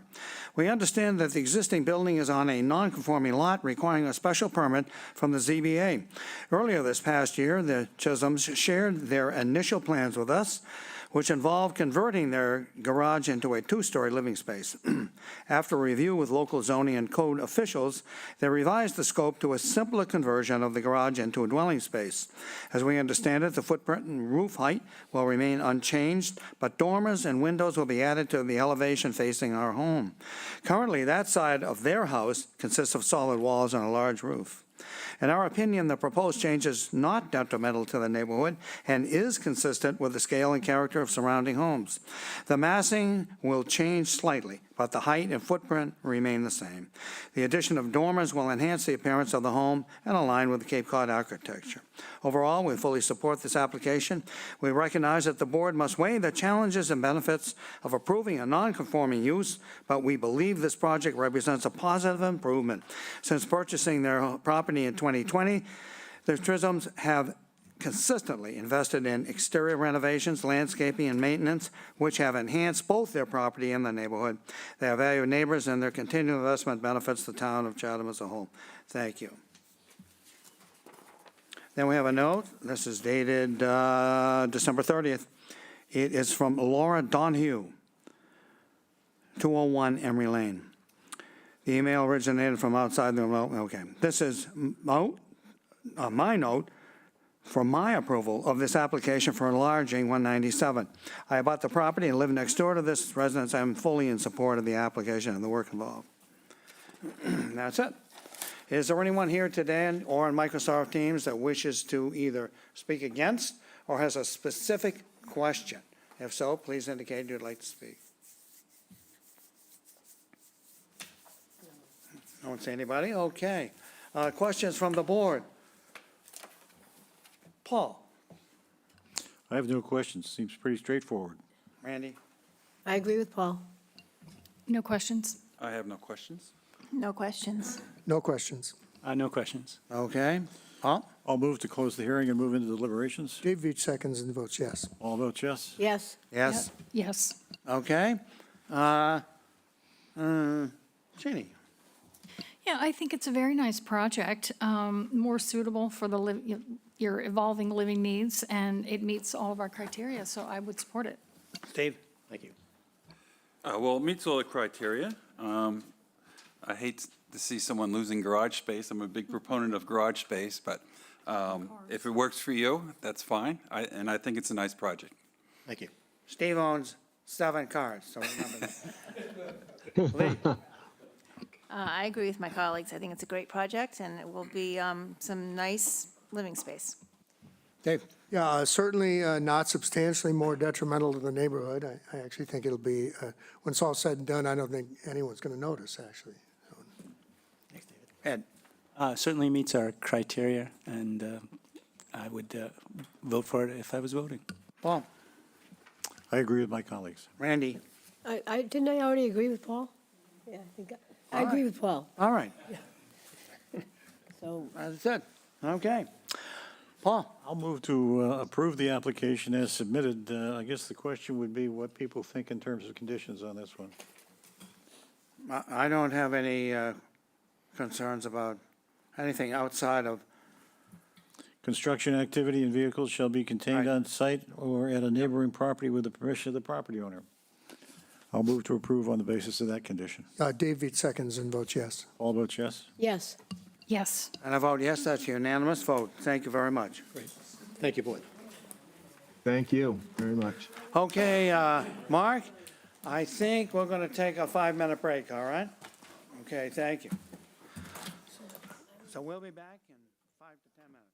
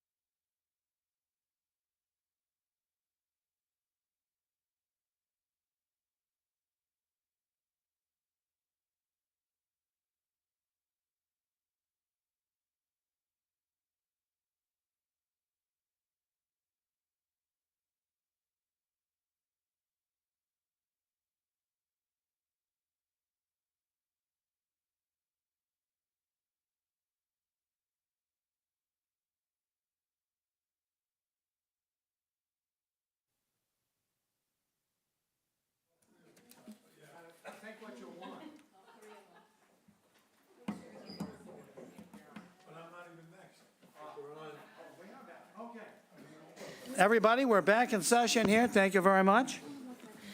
And Sarah, 92. let me get my little, okay. 25-092, please. Application number 25-092, CBI Owner LLC, care of Paul Muldoon, 693 Main Street, Chatham, Mass. 02633. Owner of property located at 297 Shore Road, also shown on the Town of Chatham's Assessor's Map 16E, Block 26, Lot F12. The applicant proposes to change, alter, or expand a non-conforming structure on a conforming lot via the demolition of the existing structure, Bayview Cottage, and the construction of a new structure in a conforming location on the lot. The existing structure is non-conforming in that it is located 25.4 feet from the road where a 40-foot setback is required. The proposed structure will comply with the setback requirements of the bylaw. The building coverage will remain 47,463 square feet, 20.8%, where 10% is the maximum allowed. The lot contains 229,685 square feet of buildable upland in the R40 zoning district. A special permit is required under Mass General Law, Chapter 40A, Section 6, and Section 5 via the protective bylaw. This was continued from November 6, 2025. Mr. Singer, Good afternoon. Happy New Year to you. Happy New Year to you. All right. Thank you for hearing us again today. We were continued, as was just noted, and the continuance, there was a question about building coverage and setbacks, given where the Bayview Cottage is now. And Sarah, if you have the plan, there it is. So Bayview Cottage is on the top here, and it's the cottage is the entire, what's shown both in gray and orange. And so there was a question, we continued so that the applicant, and Mr. Muldoon and Mr. Jennings are here today. They met, or Mr. Muldoon, I think, met with Jay, and they worked it out between the last meeting and today. And as I understand, what you see is what is being proposed is that the gray part of, well, all of Bayview Cottage comes down. So as you know, you go down the street, you see Bayview kind of looming high over the street on Shore Road. That's all coming down. And it's going to be moved, and we can discuss it, but it's going to be moved back, same footprint to the location in the center of the property amidst all the other cottages. The orange part, that is what's going to, the question was over there's a mechanical bunker that was under the building. And so that orange part is what will remain below the patio grade. It's going to be 36 inches in depth. It's a crawl space that's going to be accessed by a scuttle. And it's my understanding that now is going to be a conforming distance from Shore Road, and it does not equate to building coverage, and therefore there is no change in building coverage. So as we had presented to you during the first meeting, we are eliminating the pre-existing non-conforming encroachment into the front setback from Shore Road. There will be no change to the pre-existing non-conforming building coverage. I think it was 10.8%. That stays the same. It does become a two-story structure. There'll be 2 units in it. We're removing a unit elsewhere on the property. So it's a net wash on traffic and on rooms and density, no changes in that. But it eliminates that nonconformity and gets the structure back behind other structures. It's really not going to be visible. You won't see the structure from Shore Road or Seaview. You might in between other buildings along Kettle Drum, but as you know, that goes halfway and then stops. I went through, mindful of what you've said earlier today about your findings, I went through all the findings during the last session. I'm happy to go through them again if you would like. But I know it's been a long meeting. As far as you can see Bayview on this image on the left, and where it's going to be going is roughly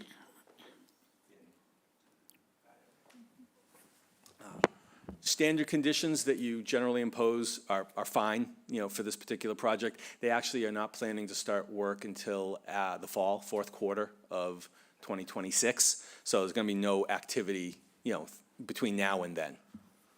If you have questions for Mr. Muldoon, Mr. Jennings, or myself, we'd be happy to answer them. Thank you. Yeah, I think now we need to hear from our building commissar. Incidentally, I know his card doesn't say that, it says commissioner, I think, but there's no commission. So how can you be a commissioner if there's no commission? So I think commissar is a more appropriate term for Jay. And the important part of that word is Czar. He's in charge. Head word is gold. He's the zoning enforcement officer. He's all of that, and that, so Comrade Briggs, please. So I'm comfortable with the fact that this is, in essence, going to be turned into a utility vault. I met with Paul, spoke to Paul on this, and as Andrew Singer had said, it's only going to be 3 feet in height. It's just to maintain existing infrastructure below grade, and it's going to be, a lot of it's going to be demolished and removed, so there is no building coverage issue in my mind. I think that's been explained to my satisfaction. So nobody needs a variance, huh? I don't believe so, no. Shucks, okay. Fine. I don't think we need to hear from anybody else. Nope, Okay? just for questions. Yeah, all right. Is there anyone here today who would like to speak in favor of this or on Microsoft Teams? I'll read the correspondence. We got Judith Giorgio, Board of Health.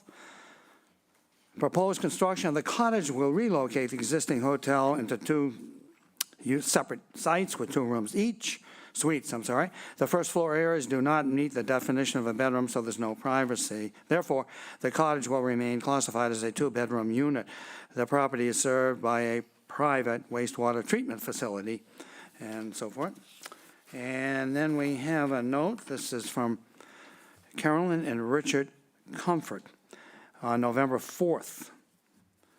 They write, this letter is being written in response to your notice of so-and-so concerning the public hearing that we had back in November.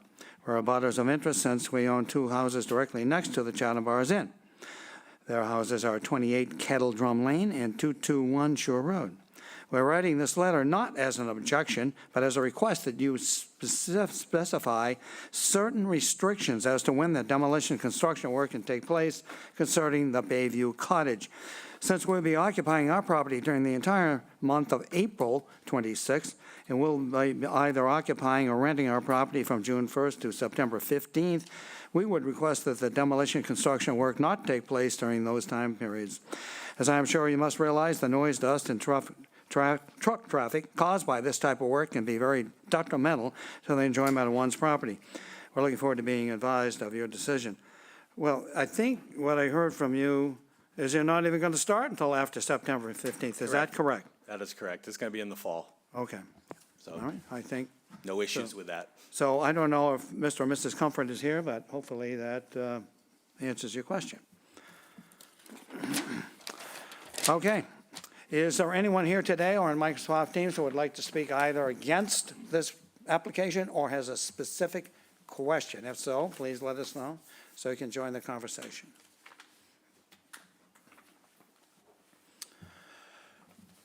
Questions? Dave? I have no questions. Ed? No, I think the questions I had originally about the vault and coverage has been resolved.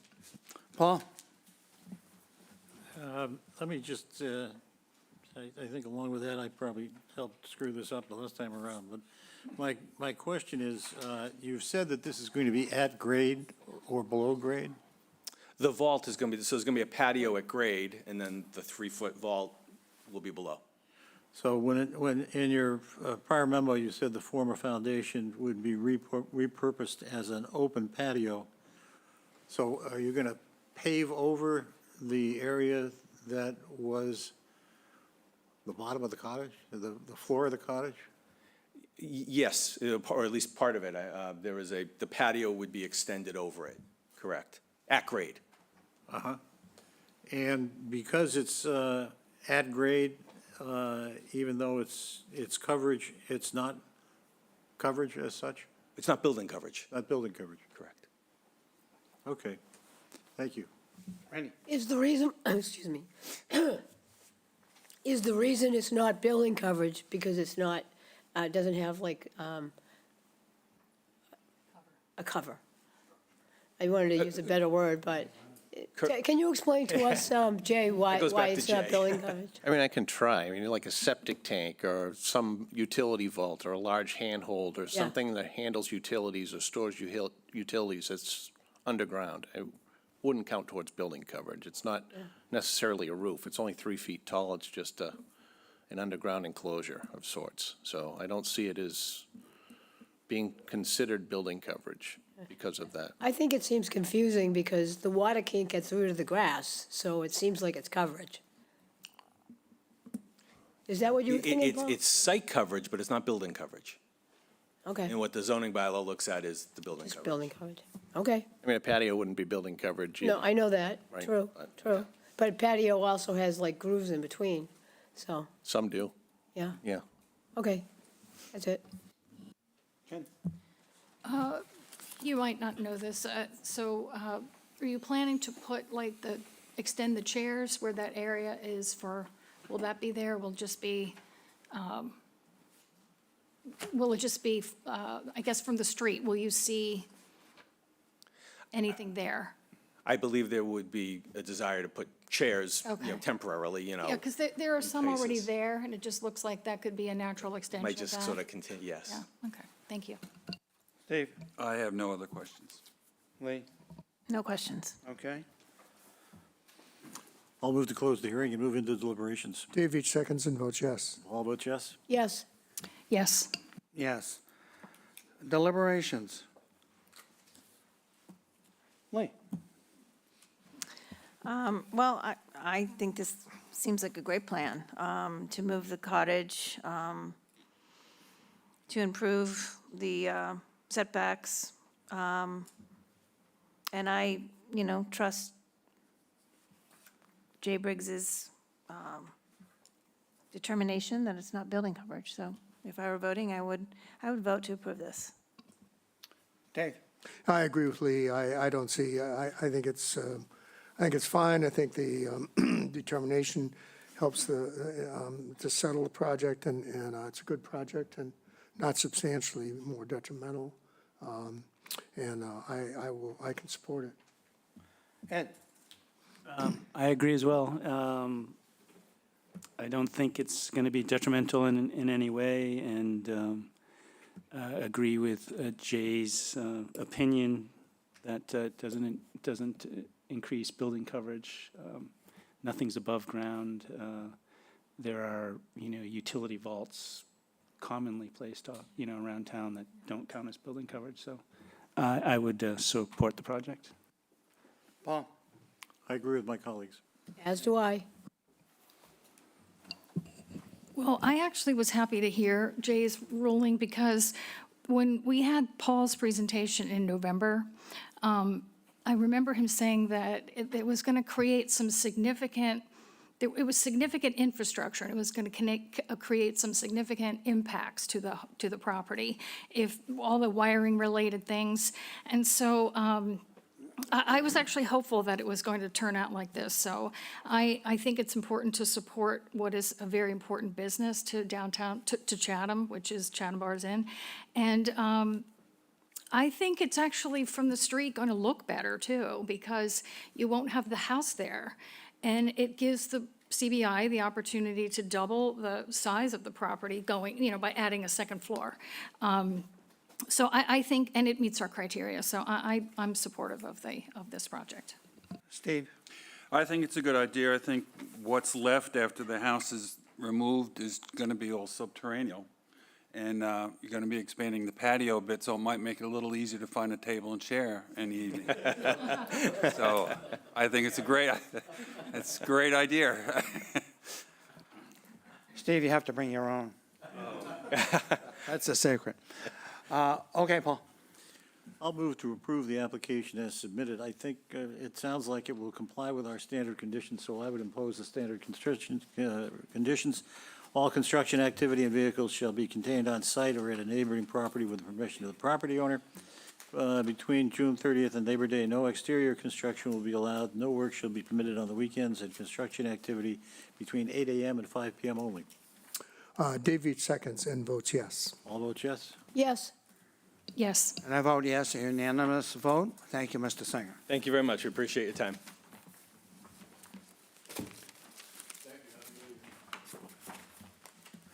Okay, 25-122. Application number 25-122, John E. Swenson Co., Inc., care of William F. Riley Esquire, P.O. Box 707, Chatham, Mass. 02633, owner of property located at 196 Shore Road, also shown on the Town of Chatham's Assessor's Map 16E, Block 15, Lot 3. The applicant proposes to install an exterior mechanical system appliance generator 1 foot from the Coastal Conservancy District, or a 50-foot setback is required. The property contains 3.2 acres in the R40 zoning district. A special permit is required under Mass General Law, Chapter 48, Section 9, and Section 8D2B of the protective bylaw. Mr. Riley. Good evening. Oh, good afternoon. I know you were planning on the evening, but, so I'm representing the Hawthorne Motel owned by the John Swenson Company, Inc. They're installing a new septic system that's going to require a pump system up. The leach field is going to be in the front parking lot up by Shore Road. So Board of Health regulations require that a generator be provided in close proximity to this portion of the septic system. So we've located it above the coastal floodplain, but its proximity requires a special permit because the setback would typically be 50 feet, which apparently is something the Board of Health wouldn't be happy with. So I think that we don't have many connections to the normal criteria, but the size of the site is clearly adequate for the placement of a generator and associated equipment. We are increasing the non-conforming nature because we're not meeting the setback from the Coastal Conservancy District. We think the site is suitable for the work. We are also working with the Conservation Commission to issue a special, an order of conditions, which we believe they'll enter once you've voted. The applicant believes there's no change on the impact on the neighborhood visual character. We're compatible with neighboring uses like our neighbor Chatham Bars Inn. So method of sewage disposal, they're doing a completely new septic system. So that should be an improvement. And we don't think there'll be any impact on traffic flow and safety or noise and litter. So I think this is not substantially more detrimental to the neighborhood. In fact, we think it's going to be an improvement. That'll be our presentation. Thank you, Mr. Riley. Is there anyone here today on Microsoft Teams that would like to speak in favor of this application? Don't see anyone. I'll read the correspondence. This is from the Conservation Commission here in Chatham.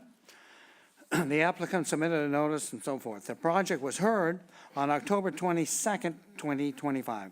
The project is scheduled for an order of conditions on January 14th, 2026, when it will be conditioned to meet the performance standards under the Wetlands Protection Act and the Town of Local Wetland Bylaw, Chapter 272. That is the extent of the correspondence. Is there anyone here today on Microsoft Teams who would like to speak either against this or has a specific question? No. Okay, questions from the board. Ed? So the existing leaching field for the septic system, do you know, doesn't seem to be identified. Is it where it is, the new proposed Sorry, leaching what? field? The leaching field for the septic system, the Yeah. existing one, it doesn't seem to be identified on the plan. Well, I can tell you they're down below. Actually, if you look at the, The dotted line ones, are those the existing? the Okay. circles, Okay, so, yeah, that's the existing system. So the whole idea of this is they're moving the leach field up far away from the Coastal Conservancy District, up by the road. okay, And they need a pump to get there. pump requires a generator.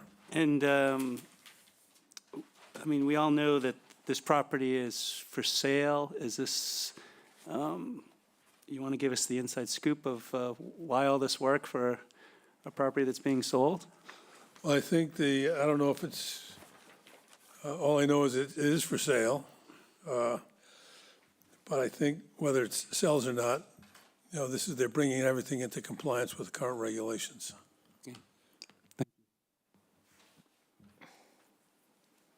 Paul? No questions. No questions. A quick question, Mr. Riley. So you made a comment that the generator's being nestled in just within the right side of the floodplain line. But the septic, which I know you're not here for that, doesn't have to be, it can be in the floodplain? Well, it's the leach field that you worry about being in the floodplain. Okay. So this is the septic tank is in the floodplain. Presumably, it's a tight, it doesn't, things aren't supposed to leak from the septic tank. Uh-huh. They go up to the leach field, and then it leaches down into the groundwater, presumably. So right now, the existing leach field is, in very close proximity to the floodplain. Yeah, So this is a huge improvement from a Board of Health point of view. understood. Okay, thank you. Dave? I don't think, well, does the generator need to be elevated in any way? Is it going to be up on a platform? I know you're outside the floodplain, but you're going to take any extra precautions? I think they put it on a concrete base. Other than that, Okay. Okay, all right, thank you. Lee? No questions. Dave? I have no question, Dave. Okay. I'll move to close the hearing and move into deliberations. Dave Veach seconds and votes yes. All votes yes? Yes. Yes. And yes. Paul? Well, it looks to me like it makes sense to make this change from a conservation viewpoint and from our viewpoint, so I intend to approve it. Randy? Yeah, I agree with Paul, as usual. Yeah, from an environmental and a business perspective, I think it makes sense, and it meets our criteria. I think it's a needed thing to do for the business and for the environment. Nothing else we can do about it. I agree with my colleagues. Dave? As do I. Ed? Yeah, I certainly agree. It's certainly going to be an improvement having that leaching field elevated out in front of the building. Yeah, when you look at what's planned for the leaching field and what they think is there, it's like, wow, 5-6 times bigger, something like that. Okay, environmentally, you're getting it away from the water, moving it up, so.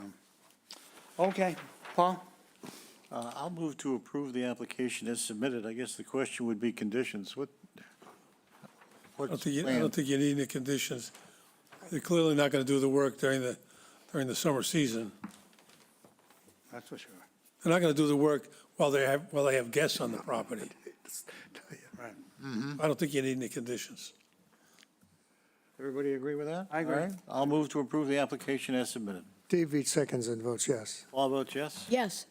Ginny votes I yes. vote yes, a unanimous decision. Thank you, Mr. Riley. Thank you very much.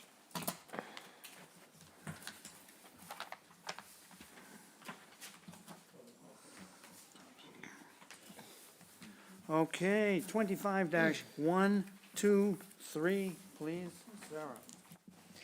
Application number 25-123, Robert and Beth Jacobs, care of Robert Bath, 94A Commerce Park South, South Chatham, Mass. 02659. Owners of property located at 63 Thompson's Trace, also shown on the Town of Chatham's Assessor's Map 9G, Block 6, Lot T4. The applicant seeks to enlarge, extend, or change a non-conforming dwelling on a non-conforming lot via the conversion of the existing garage to habitable space, and under the second accept clause of Section 6 of Chapter 40A requires the grant of a special permit.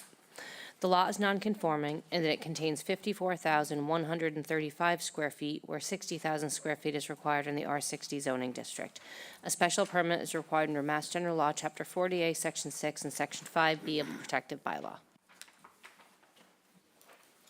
Good afternoon. I'm Bob Vath. I'm here representing Bob and Beth Jacobs for Thompson's Way.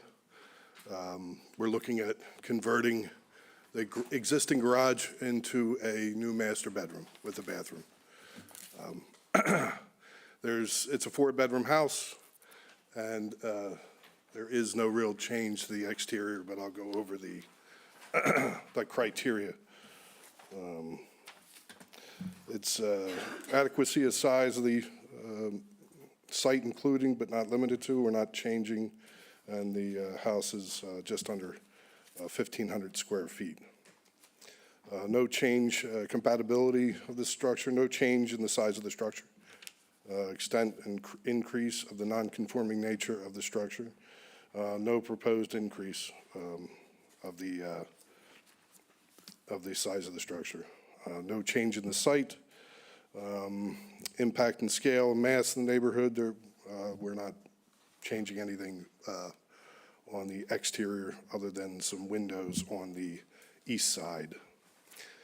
Compatibility of the neighborhood use, it's very compatible, again, not a large home, and we're not increasing the size of the home. The adequacy of the sewage, there is a septic system, so there is a new bathroom, but that will be hooked up to the existing septic system.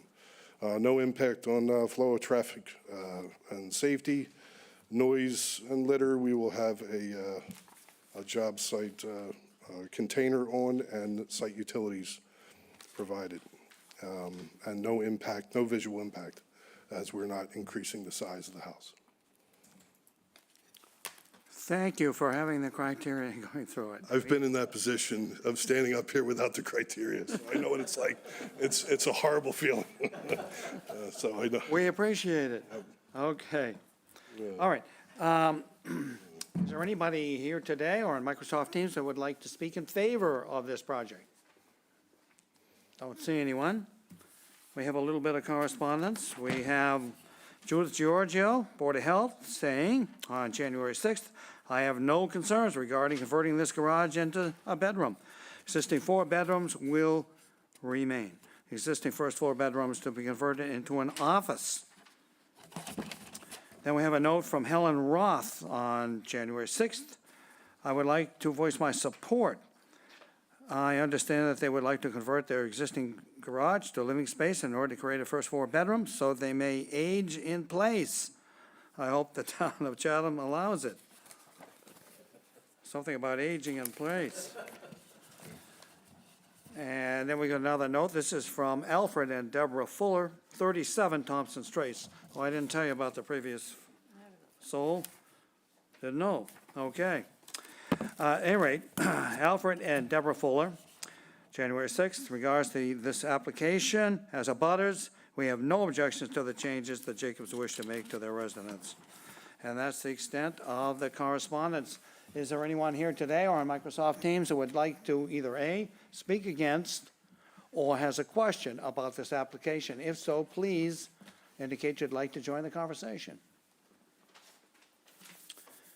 Okay, questions from the board. Does anybody have a question? Paul? I'll move to close the hearing and move into deliberations. Dave Veach seconds and votes yes. All votes yes? Yes. Yes. Yes. Who would like to start? Oh, Steve, you volunteered. Good, thank you. Well, we have the case of another lost garage, but I think it's a good project. It's a small garage. Yeah, I think it's a good project, and if it helps them age in place, then more power to them. Lee? I agree. It's, looks like a good way to get a master bed and bath. Dave? Aging in place is sometimes how I feel sitting here. No, this is I mean, the visual impact on the, will be, it'd be minimal. No one's going to see the difference of it at all, and I will enthusiastically support it. Ed? I would certainly support it as well and meets all our criteria and wish them the best. Paul? Certainly meets our criteria, I will support it. Randy? I agree. I agree with my colleagues. Paul? I'll move to approve the application as submitted. I think the only condition I would suggest would be that all construction activity and vehicles shall be contained on site or at a neighboring property with the permission of the property owner, given the location on this particular property. It's down in. Right. Yeah. Oh, I completely agree. David seconds and votes yes. Paul votes yes. Yes. Ginny votes yes. Yes. Congratulations. Thank you. Unanimous vote.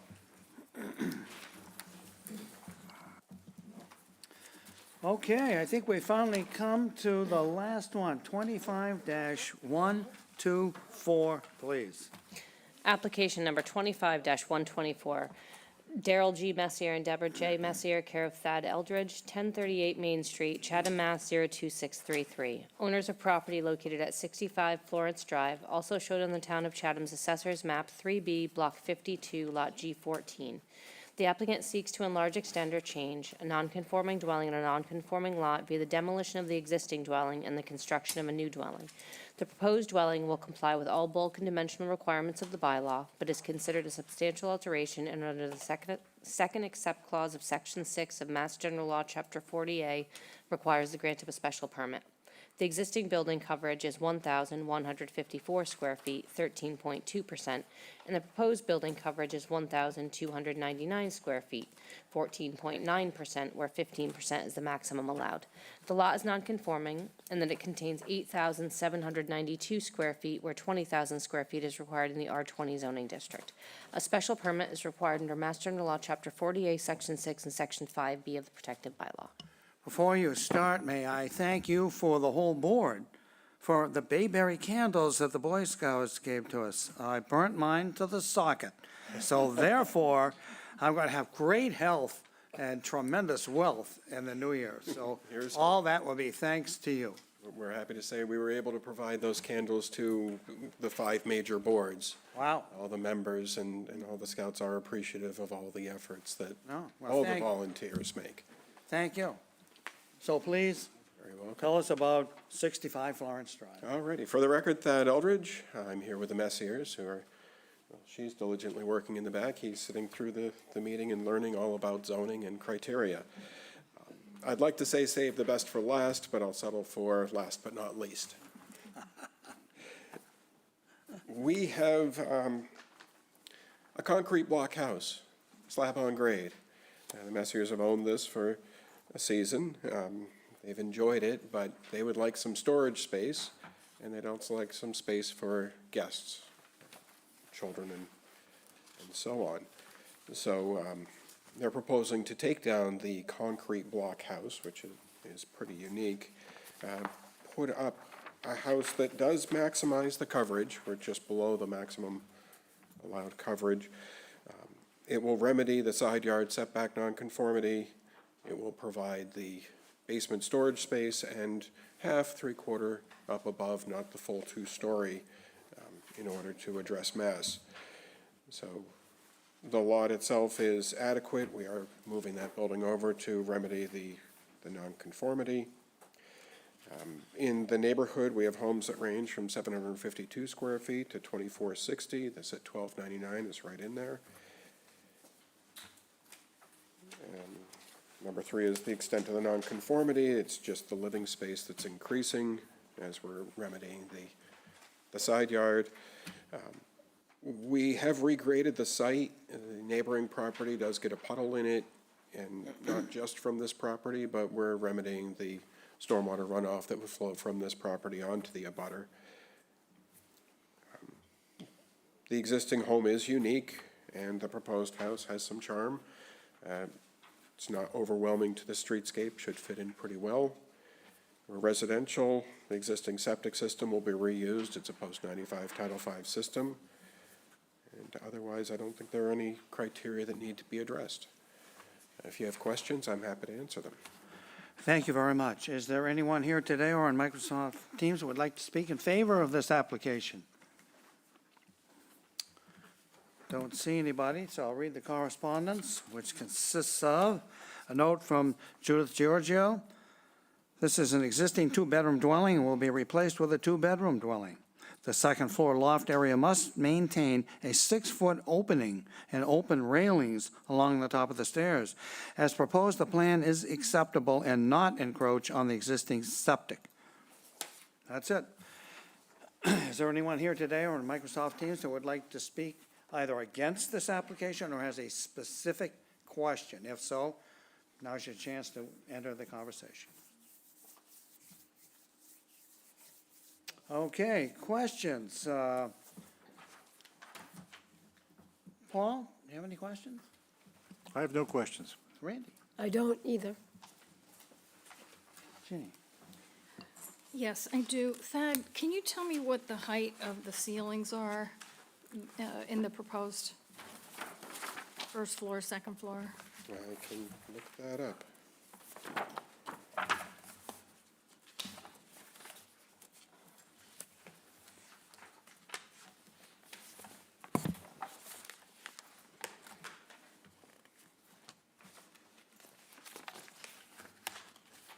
I realize you're not the architect, but I didn't see it on here. I didn't know if you knew. We have a first floor, 8'4" 4.5" to the top of the plate. And then second floor, 7' 4.5". I'm sorry, can you repeat that? Second floor, 7' 4.5", first floor, 8' 4.5". Oh, okay. All right. That was my only question. Thank you. Steve? I have no questions. Lee? No questions. Dave Veach? Yeah, this, I was noticing that it looks like even if we approve this, the loss of that house will still leave a sister house about 2 doors down the street. Is that true? We'll be back for that. Okay. Just wondering, no, thanks, that's it. Yeah, probably no more charming than the one that you're seeking to change, I would think. That's all. Ed? Just curious, you could have gone to 3 bedrooms with an IA, right? If the owners wanted that? With the restriction on summertime rental or short-term rental. Just keeping it 2. So, okay. In place. Sorry, you have to be on the mic. So then, my question is that when I looked at it, at the rendering of the proposed new home, I didn't think that it was compatible with the neighborhood. It just seemed to me to rise up, and now there are a couple of other 2-story homes in the neighborhood, I grant you that, but that's not the preponderance. But it just seemed to me to be too much of a house for that lot and that neighborhood to be compatible. So please speak to us about that. Well, certainly. Looking at the vicinity map. Thank you, Sarah. Looking diagonally across the street, the 1683 square foot home, that is a 1.5 story with some doghouse dormers on the front. 1622, 2036, 1988. There are many houses around that are more than 1 story.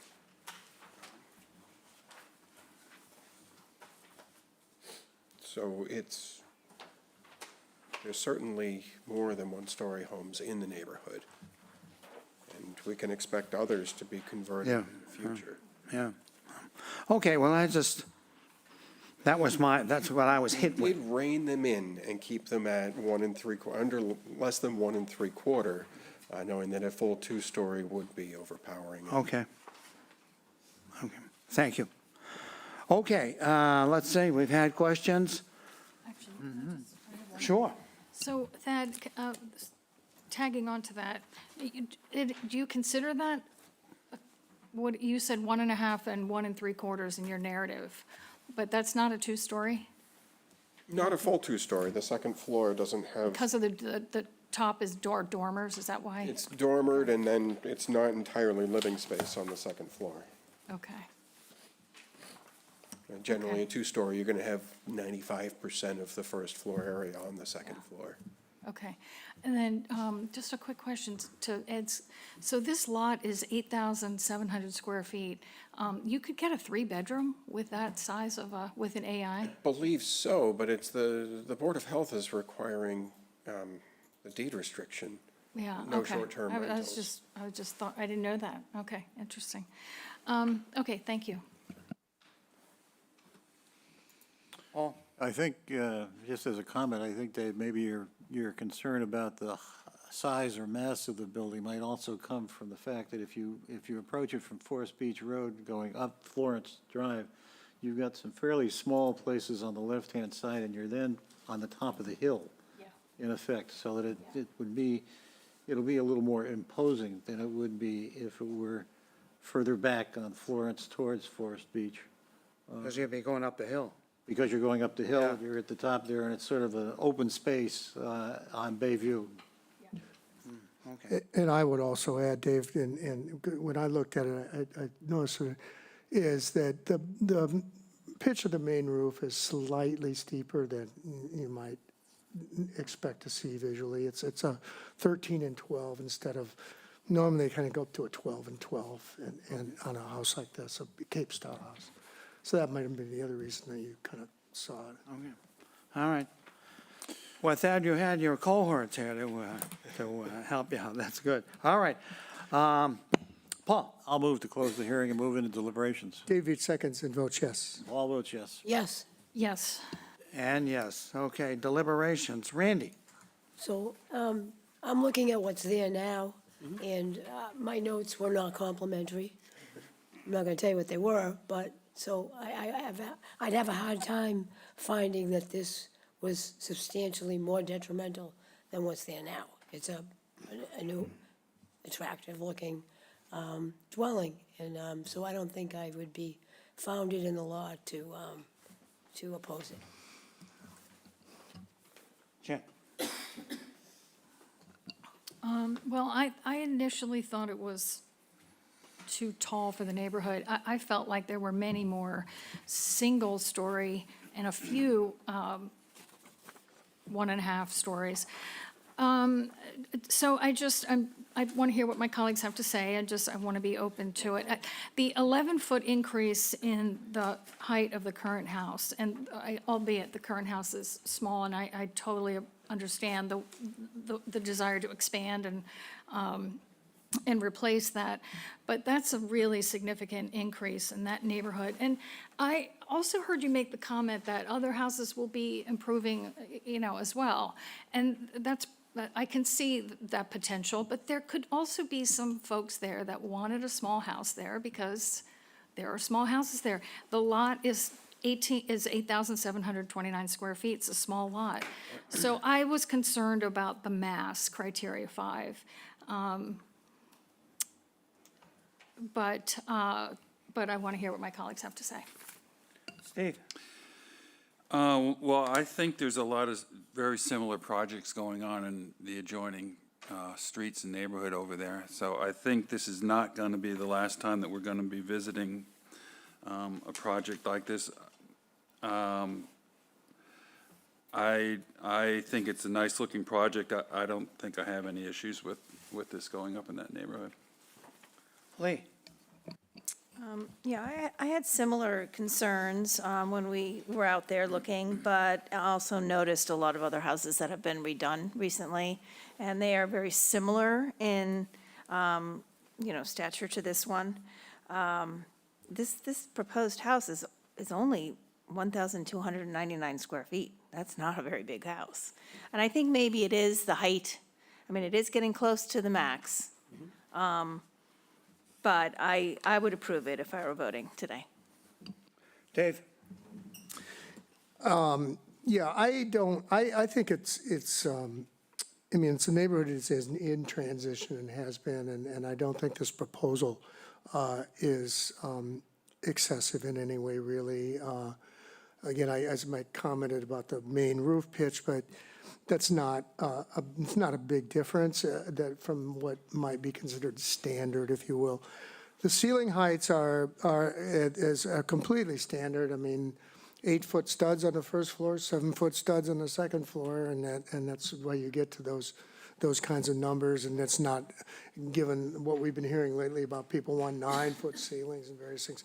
There's none of that here. So I'm not concerned about the increase in height, really. It's not. I don't see it in looking overall at the neighborhood as substantially more detrimental. I think it's fine. Ed? I agree.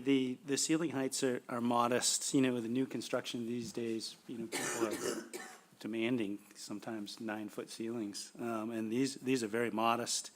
It's a modest one-car garage. The size is not particularly, you know, large. Cape style, I would find it hard to not approve this house if I was voting. Well, you know, I know this is the forerunner of what's going to happen in the neighborhood, but are we going to be happy when we look at that neighborhood and everything is 29 feet tall? You know, I'm not convinced that I am. I'm not convinced that that's what I want to see that neighborhood become. But is it substantially more detrimental? No, it's not. I think it's somewhat detrimental, but not substantially more detrimental, so. Well, I guess I didn't have an opportunity to talk about that, but I think that I do have some hesitation because of the size of the lot and the size of the house that's going in there. And, well, I think it would fit better farther back on the road, as I mentioned. It seems to me that I'm pretty close to saying that it is substantially more detrimental to the neighborhood, given the size of the house. It's not that it's a big house, it's that it's on a small lot and that it's maxing the limits that we have in terms of height and so forth. And I have the feeling that as you go up that hill towards Florence, on Florence towards Bayview, there's going to be a tendency to say, wow, that is really quite large for where it's at. So I would be inclined to say that it can be substantially more detrimental to the neighborhood. Ginny, back to you. Well, I agree with Paul. As I mentioned, those were my concerns at the beginning. I thought, Dave, you made some good comments, though, about, you said, do I want to see that neighborhood be a bunch of houses at 29 feet tall? And this was being proposed at 28, 8 3/4, so that's almost 29. And I agree, where it is cited on that, in that neighborhood is, you know, up on like the higher part of the road. And then the lot size, the 8,000 square feet. So I'm leaning more towards going back to my initial thought that it's a little too tall. So I'm leaning towards what Paul's saying. So, Thad, would you like a straw vote? Sure. Okay.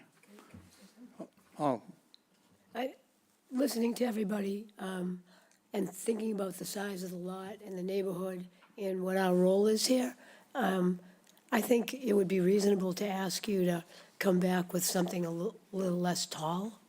And I think you heard everything and you're experienced. So I would tend to go along with the colleagues that feel it's not the most appropriate for that lot at this point, just so you know. So if it's just the height and we can decrease the roof pitch, bring it down a bit. Can we ask for a continuance, or should we ask for a withdrawal without prejudice? You know,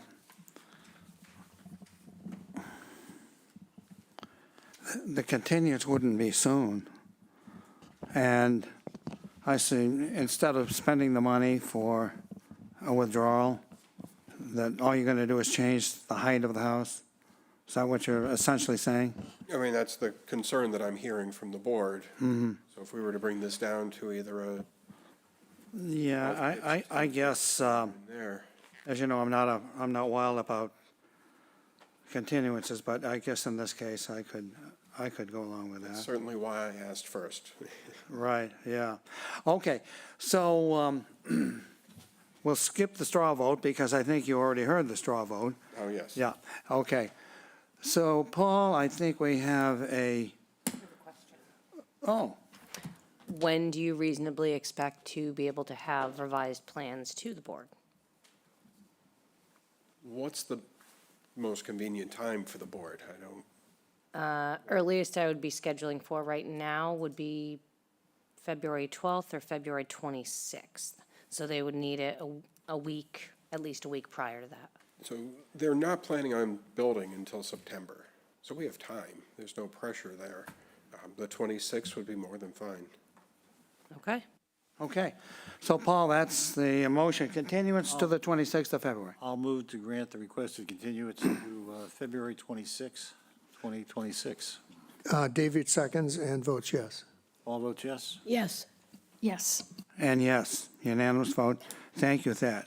And again, thank you for the Oh, sure. Scouts, with all you do for the Scouts, so, thank you. Okay, well, somehow we have staggered to the end.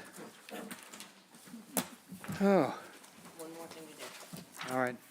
Motion to adjourn. Oh. No, it's still the time. I will move to adjourn. All right, we need everybody to vote on this. So Second. I will second that motion and vote yes. Ed votes yes. All votes yes? Yes. Jenny votes yes. Steve votes yes. Yes. And I vote yes, and the official time is? 3:48 PM. Wow. All right. Good.